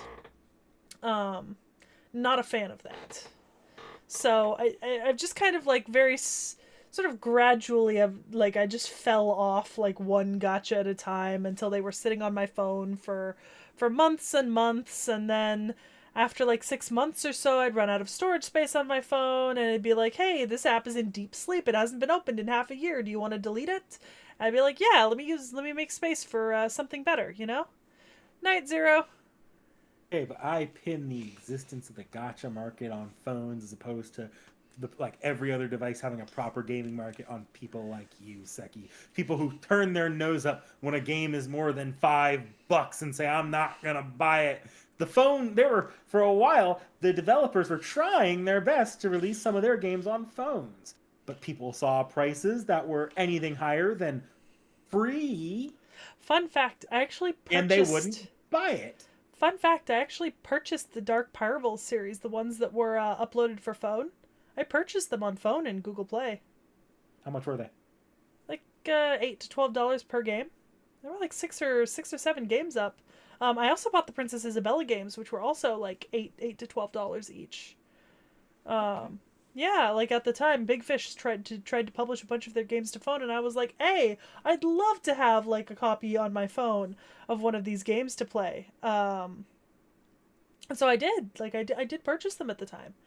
Um, I see. I think the thing with a phone game is I've never been of the opinion that I wouldn't purchase something on phone if it cost me money. When it comes to phone games, I'd rather pay for the base game and not have microtransactions than the other way around, because I hate how monetized the games are on phone, right? Because like the other thing is, it's not that I'm not willing to pay full price for games, right? Like in general. I mean, yes, I'm not, but there's a reason why I don't like to pay full price for most games, and a lot of that is because I genuinely don't often buy new games, right? Like I can count on one hand the number of games I've bought new, right? Um, and if a game is older, I would rather not pay its release price, right?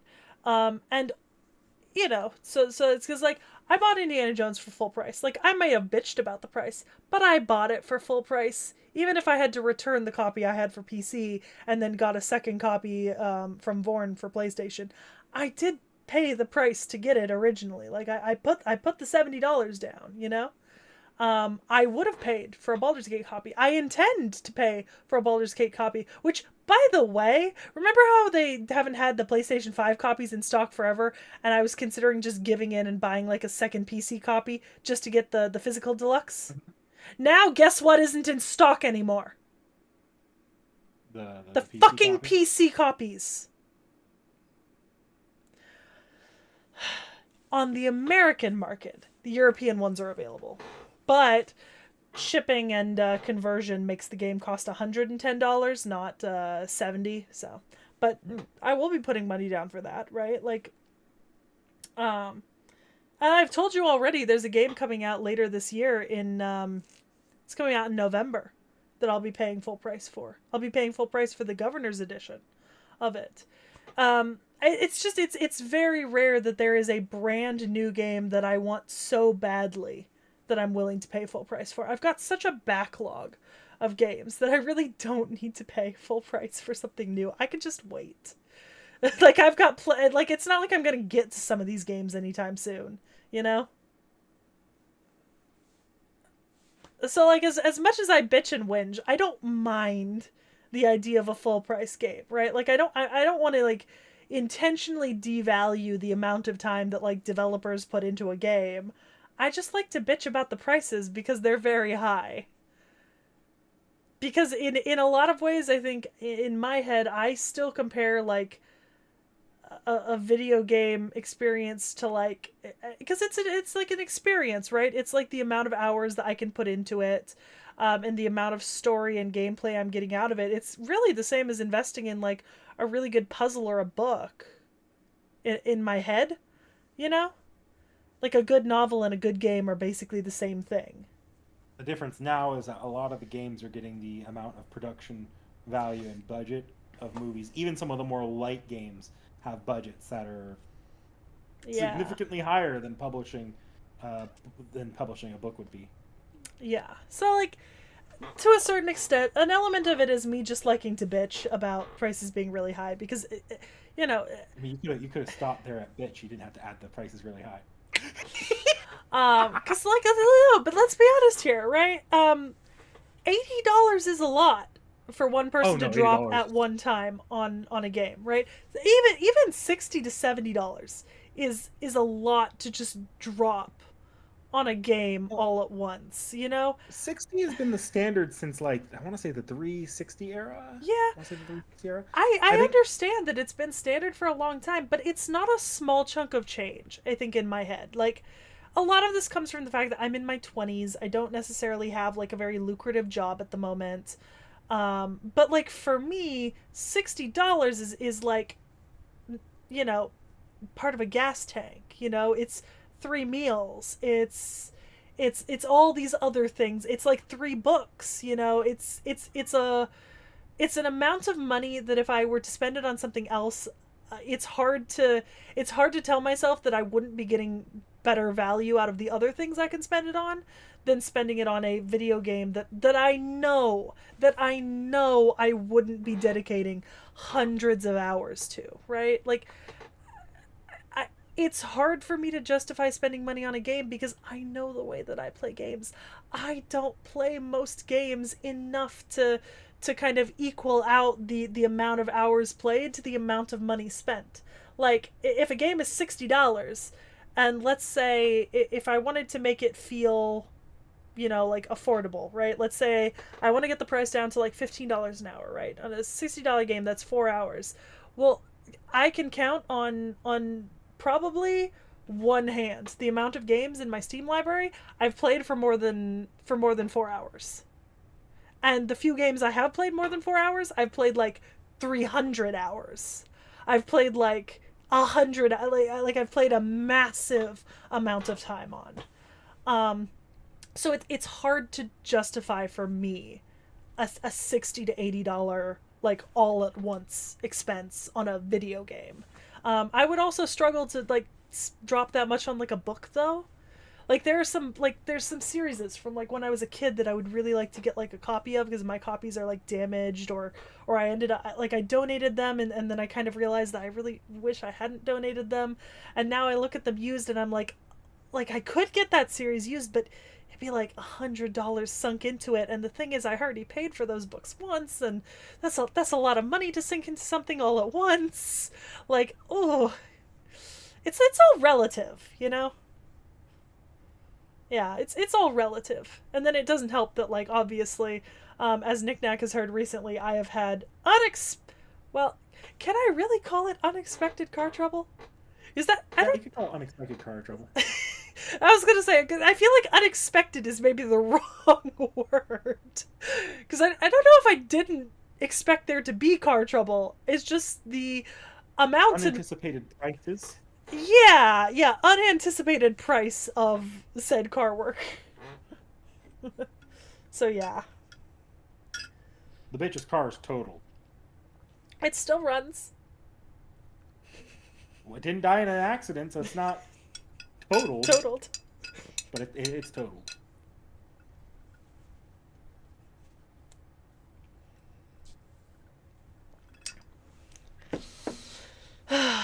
Yeah, you see Frostshard, you would say that, but the laundry list, it's a packet. It's a packet. Um, the amount of the amount of things wrong outnumbers by a factor of 3 the amount of things working. I think with game prices, it's just funny whenever you have a visceral reaction to something. Like, Jesus Christ, Indiana Jones is $60. Yeah. When the conversation is currently going around about $70 games with PlayStation or $80 games with Nintendo or $100 with Grand Theft Auto 6. Um, That's unacceptable. and my favorite one was when you found out the visual novel was $40. Respectfully? No! No! That's. Oh my god, that, And I'm just yeah. like, that's a budget game release. That's the price that games release at. If they are anything like if they're not an indie game, and indie games probably should release at higher price than they do, but people aren't willing to pay for it. So Yeah. even though these games are often as good, if not better, than their AAA counterparts, Yeah. but like on a title that is not crazy, like not that's not Elder Scrolls 6 or not some crazy big franchise, $40 is the budget price these days. Yeah, it's hard to rationalize. I think sometimes because you have to remember that, like, the first computer gaming I ever did was stuff like Trade Winds and Dark Parallels, which were like 9.99 games. You know what I mean? And a Um, lot of that stuff that you're buying digitally years later on Steam when you're buying it, where it's now a retro game that's being sold pretty cheap so that people can play it and it's accessible, but it's not like the company's using it to try bringing in money. exactly. So I don't. I do and I don't, when like understand rising game prices and just like the larger game price in general. Like, here's the thing: I'm not gonna there. Like I said, there's a game later this year that I'll be paying full price and the special edition price for on release. Like, I'm actually planning to pre-order it, right? So it's not even gonna be on release. Like, I'll be dropping that money like really really soon, right? And yeah, it's gonna be like the same price as the Indiana Jones game that Vaughn got me. It's gonna be like $160, and that's a lot. That feels like so much to me, but I've got less of an issue with it than Indiana Jones, based on what the game is, right?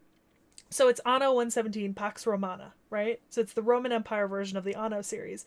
And I played Anno 1404 and I got Can you Anno 1800, and the Anno series is also one of those games where it's a city sim builder, so you can get thousands of hours of gameplay out of it. And so for me, $60 on an Anno game doesn't seem so bad.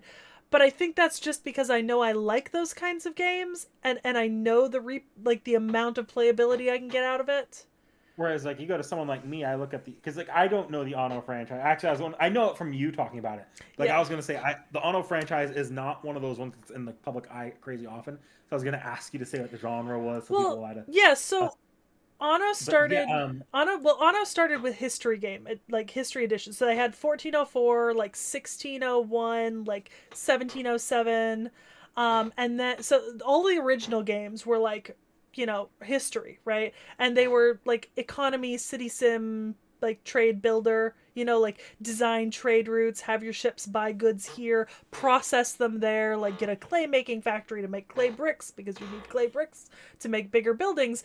And then for a couple of years they tried to make futuristic games. So they made like Anno 2205 and Anno 2070, and those didn't do great. Like they actually did really badly compared to their original games. So they released Anno 1800, and Anno 1800 did amazingly. And it had Anno 1800 had 5 years of constant updates with new seasons, new stuff releasing, new packs, new items.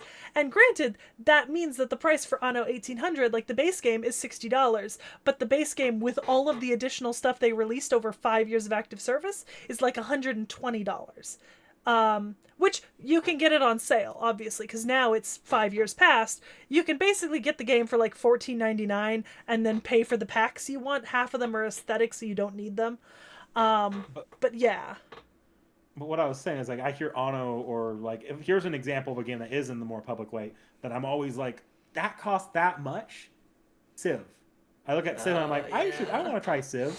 $60. It's a little simulation game. I can hold off. So expensive. And it's like, yeah, I can get that being a little bit apprehensive about prices if it's just not something you're normally playing. Because this is a lot of money being thrown around here for these big games. Yeah. And if it's not something you're already interested in, it's kind of hard to justify that. But I get it, because the value is going to be in... Oh, shit. Okay, hold on. Hi. Are you good? Yeah? I don't know what just happened. I don't either. Hold on, I'm trying to get my... We still live? Should be. Yeah, I have excellent connection. It's a Discord issue. Yeah, you just disappeared from the room for a second. Yeah, no, it fully auto-disconnected me. Huh. Yeah, no, just full-on auto-disconnected me. Interesting. Oh, shit, hold on. I'm trying to get my camera back on. I don't have my camera set to turn on automatically anymore. Okay, alright. But yeah, what I was saying is, like, I think it's just interesting how our perceptions of what games should be worth what. But you know what, an interesting juxtaposition here for me at least is, right, so you know I like my city sim builders, right, like strategy city sims, right? You know another game that I've been sitting on buying that I haven't bought, even though it's been on my wish list for like a year and a half now? Workers and Resources Soviet Republic. So it's another city sim, super popular, really great game. I watch playthroughs on YouTube all the time, right? The game only costs $39.99. Have not bought it. It's been sitting on my wish list for so long. It even went on sale to $19.99 recently. I put it in my cart. I didn't buy it. And I don't understand why. I should have. It's the only time I've ever seen it go on sale, but it's not an expensive game. You know? So I have like no clue why I just haven't bought it. I don't know. I do not know. Sometimes but you know. Then the other thing is that like I do like games that have co-op options. I do like cooperative games. So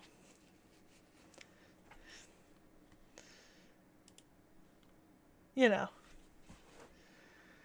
You cut out for me for a second. I said I really like you like cooperative games? Yeah. Or, you know, whatever you're calling our Minecraft server. I feel like there's a few games we should try cooperatively. Look, there are some fun co-op games online that are like, you either come out of it friends or you come out of it hating each other. Look, Repo didn't break us. Off the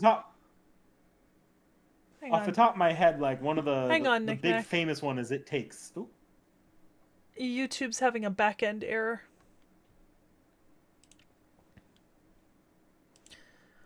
Well, I guess... I think this might be It might be a front end error from you because you're cutting in choppy on Discord too.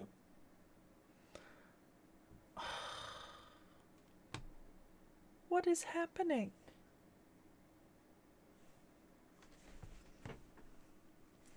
I blame Peachy. She probably chewed on the Ethernet cable. Well, they don't chew cables.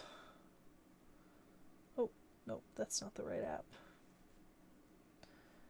All right, let me double check my. It's very strange. Very strange.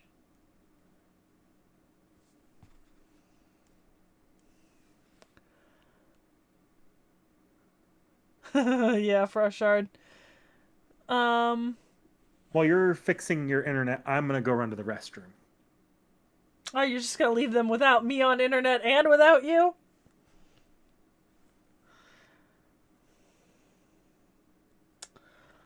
Alright, I'm at speed quality. I just have to... The app needs to be updated. And then, worst case scenario, you know what? Vorn was recently fiddling around with my PC while I wasn't here, so maybe I need to check the Ethernet connection. Because I am directly wired in. I'm not on Wi-Fi right now. Or maybe somebody yanked the cord. I don't know. I'll have to go check in. But very interesting, considering I'm getting a near perfect signal out of OBS. I've virtually no dropped frame rate. My per second processing speed is well high enough to be maintaining video. OBS says I'm at full frames per second, and my CPU usage is exceedingly low, so it doesn't seem like it's on the end of my PC. I think the irony is I can see my video feed in the PC, and it's not pixelated out. Like, I could, like, my video in the OBS screen is not pixelated out, and I'm getting, like... Oh. Oh? Oh.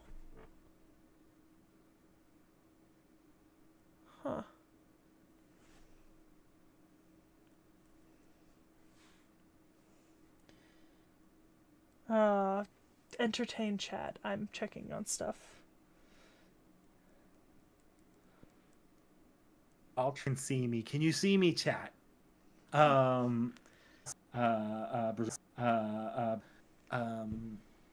Saint Graph filled out. So it's. I'm glad to be done with FGOJP grinding for a bit. I've pretty much got all the Berserker mats I need except for seashells, because I also managed to do most of the way in terms of skills with my Ibuki. I've been using Ibuki and Krimhild as support. So I use Krimhild as for her arts down on her NP, and I use Ibuki as just pop her semi Omni steroid onto Castoria. I can, with an NP2 Castoria Zerk, which I did manage to pull an NP2, I can kill 2 rounds pretty much guaranteed. And silent. I just disconnected and reconnected to OBS. So anything you said definitely did not get processed. I don't know what the audience heard or didn't hear. I went through like 3 different subjects, so... Okay. Alright. Take 2.0. I diagnosed my network adapter, and it said nothing was wrong, but it disconnected me and reconnected me to both the call and OBS. So... Well, chat, what was the last thing you heard from me? Yeah, see, Freshard says it popped in and out, too. Yeah.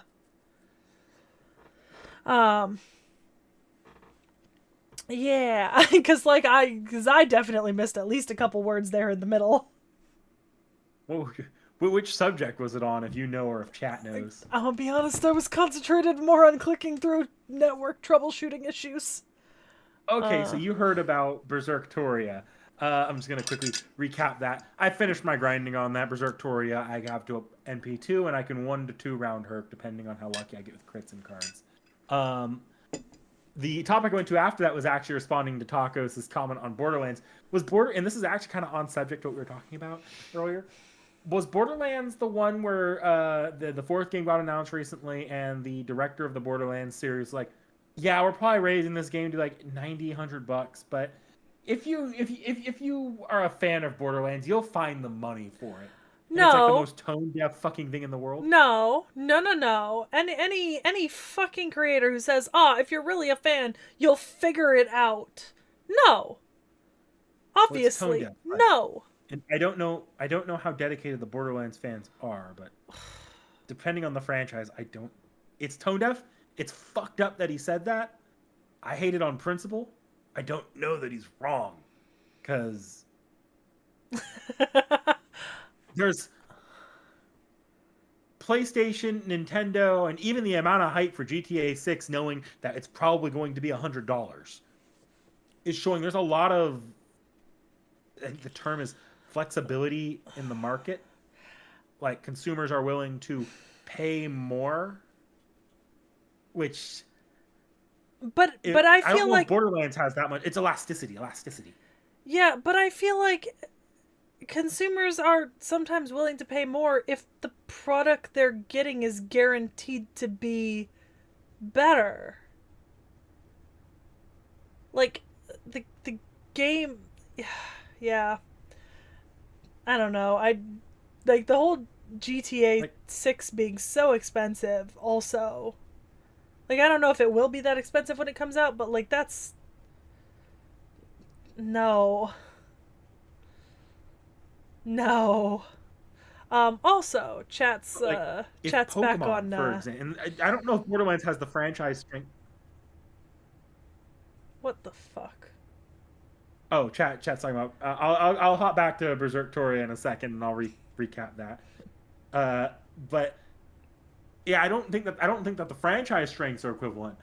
But if Pokemon were to raise to $100, I would bitch just as much. I would raise hell. But you'd still buy the But I'm game. not gonna lie. There's a non-zero chance I'd still buy the game because, Yeah. yeah, there's a lot of elasticity in the market for gamers, and he might be right about that. Even if he's fucking tone deaf and an asshole for saying it, he might be right. Yeah, I mean it's like it's one of those things where like if you released quietly and like made a comment about like the it being like due to development and extra added features and stuff or something, people would be like, okay, like you know, it's unfortunate, but we get it, sort of. But like, just saying something like that outright puts it in a bad fucking light. Also, I'm gonna be honest. I'm getting another. Oh, well, my drop frame There, rate has spiked, massively now. I'm actually not getting a whole lot of internet connectivity. We might have to be done pretty soon because this is not getting better. And I cannot figure out the issue without crawling around under my computer to check the Ethernet cables and turning the computer off and on again. You know, the tried, tested, and true method. Turn it off and back on again. Because I am getting an error. fishy boy. Yeah, I don't. Yeah, you're right. We probably won't be able to keep this going for much longer. Do we want to try wrapping things up here? If they can even hear us. Well, no, they can hear us right now. I just don't know what the quality of the stream is right now because I've jumped up to a 20% dropped frame rate, and then I'm vacillating between no transmission per second on OBS and 10,000, which is the normal green bar, and it just switches randomly. So that's fun. Yeah, audio is also going in and out. Yeah. That's unfortunate. Regrettably. Why don't you Well, why don't you finish up about FGO? I'm gonna check my Ethernet plug-in just to make sure Vorn didn't accidentally knock it loose while he was fiddling with the back end of my computer. okay. So as far as FG, I guess I missed this part with Crimhild, and you probably can't hear this either.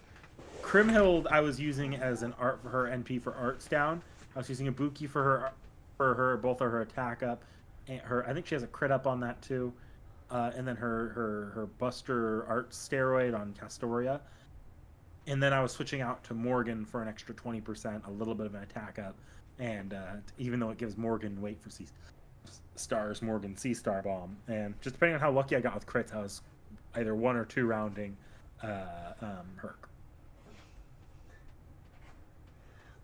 $80 would help the company inflate. Ignoring the human. Yeah. Tacos is saying it's mostly stable right now. I don't know what things look like for you though. Yeah, the human side of it's like it's shitty that these prices are increasing. But and I don't agree with the practice. I think they should be lowering their budgets instead of raising their prices. Because a lot of game franchises are saying they're not meeting sales expectations for the to feel safe as franchises. This is pretty, at least in the AAA sphere. And historically, back on the NES and SNES at least, you would have games that were dumb prices. Like, I think Earthbound was, without adjusting for inflation, like $100 or something like that, which is like ridiculous. It's fucking ridiculous. But that's the price they released it at. Games have been sitting at $40 to $60 as the standard price since at least the GameCube Wii generation, which is and there's been a lot of inflation on since then, but it is true that games probably right now are seeing just the normal inflation as you would expect it, or an adjusting for the market. I think the problem isn't necessarily that games are raising in price. It's that inflation is happening and wages are not keeping up. Like that's the real heart of it is it's coming. Well, yes, that our money is worth less across the board. So when games are getting more expensive, it is true that they are like inflation-wise, they're keeping up with inflation. We're not keeping up with inflation. It's just taking a bigger chunk of our paycheck out. So the human side of it is what's being lost here. But is that on the gaming industry, or is that just on how how we've been practicing economics? Well, I mean, I don't think anyone would disagree that our current economic situation is not viable long term, right? Like, people are not adequately being paid for the difference in inflation, and haven't been for a while. So, but that's Games not for a long time remained pretty static with that inflation. But that's also not games is just the current falling domino. Yeah, it's also not a simple fix though. So, because we're talking about like the whole economy here, right? It's not just games. Yeah. It's everything. It's the price of egg. It's the price of banana. It's the price of gas. It's the price of an apartment, buying land, buying a home, travel. It's everything. I'd have much rather that the gaming industry tempered its expectations and gave games slower budgets. Not every game needs to be this big cinematic masterpiece. Not every game needs to be Indiana Jones and the... Yeah. Yeah. Like, hopefully... There's no reason... Hopefully the stream is now holding steady. Hopefully. I did find a somewhat loose cord connection at the point of origin for my Ethernet cable. So I jiggled it a little bit, and hopefully it slotted back in. So, knock on wood, fingers crossed, it will get at least some stability, even if the quality isn't as high as it was at the beginning of the stream. I really do need to get my Ethernet cable tacked up to the ceiling so it can't be... So it can't be...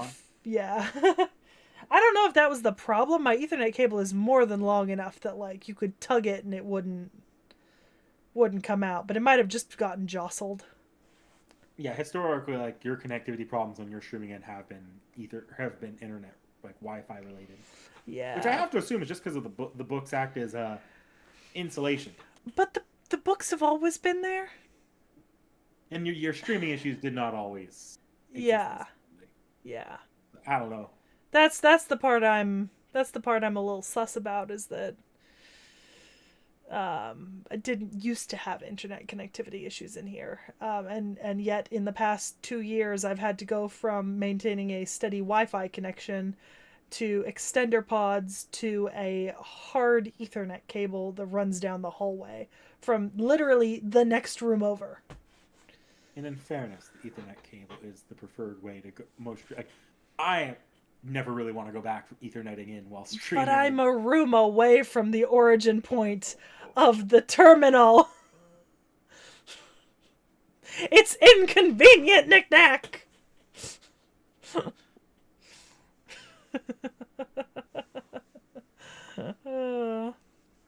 But yeah, I don't know. Games are just interesting because I think they're. I mean, no one can argue that they're not the legitimate definition in an economic system of a luxury. Like they're not necessary to anyone. Games are entirely a luxury and therefore subject to luxury prices, luxury price increases, and not necessarily subject to the same sort of market rules as necessities. But at the same time, it hurts a little bit, you know? Because it's It's a a symptom. yeah. Because it's not a luxury like getting a nice dinner out, or buying a car, new. It's strange. It's very strange. Speaking of games, even though it's going to be $80, can I say Techie hasn't seen it, but can I just say that Donkey Kong game I actually heard looks about it. really good. Like I'm not a fan of 3D platformers. I'm really not, nor I'm pretty shit at them. That game looks really fucking good. I heard about it. I do like 3D platformers. I'm not great at them, but I like them. I'll let you if I get it. I'll let you play it on stream. You can't play it on your Switch, but you could play it on stream one of these days. Yeah. Oh. Well, I think regardless of whether or not I'm still having issues, because I'm technically not, but I mean, I said the drop frame rate has steadily decreased. But even though it decreased, I did just get a little yellow notification on YouTube. And I saw a bit of a cutout on my side for you too. Yeah. Yeah. Very strange. Very strange. So I While we think have some connection, it might be a good idea to just yeah. sign us out here. Yeah, I think it's time for us to head out. I'm not streaming the rest of the week. I'm also not streaming this weekend. You are streaming. Yes, I'll be back on Twitch on Thursday with Extella Link. Yep. So no YouTube streams, but a Twitch stream. And then The VOD will go on YouTube. The VOD will go on YouTube. Eventually. I actually got it up like right after stream last time. That was Okay. fast last time. So Okay. it'll probably go up really quickly this time too. Yeah, but then next week I might do some stream. I will do some streaming next week. I just haven't decided when or what. I've got other stuff going on as Any well. gut like idea? I would like to do a Witcher stream because it's been forever. And at this point, it's kind of like a matter of pride. I want to finish that game on stream.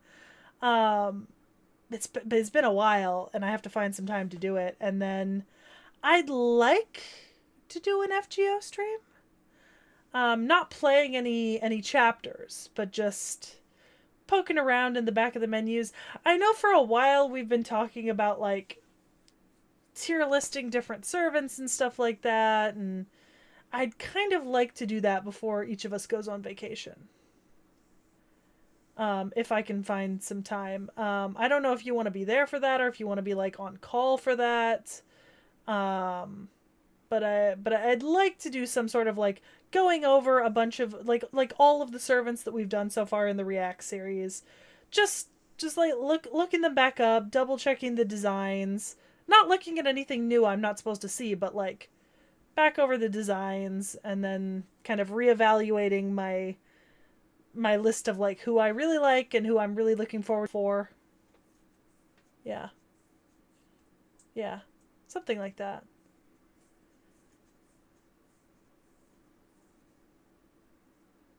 Did I cut out? Yeah, I haven't heard the last like 5 seconds. Well, then you heard most of it. Last thing I heard was who I really like.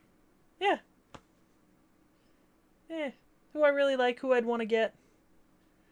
Um so tacos depending on whether or not I want to have a go at Knickknack's computer.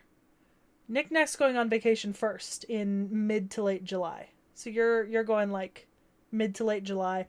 I leave immediately after you get back, so very late July into mid August. I'll be gone probably like the last week of July to the like the 13th or 14th of August, like 2 full weeks into August. Yeah. So that's my general vacation dates. Um, so there will be a period where Knickknack is not streaming, and there will be a period where I am not streaming. I do not know if I will stream while Knickknack is gone. I'm certain he will stream while I am gone. Right? Yeah, yeah, I should be. I might even stream more while you're gone because I'll have a little extra time not recording shit. Yeah. Actually, while you're gone, we'll probably be right in the middle of FGOJP's anniversary. So I should be just like, y'all will probably see me just streaming a good chunk of that. Yep. But I think that's going to be it for us tonight. And we will see you guys all next time. Thank you for joining us. Yeah, see you guys Thursday for me.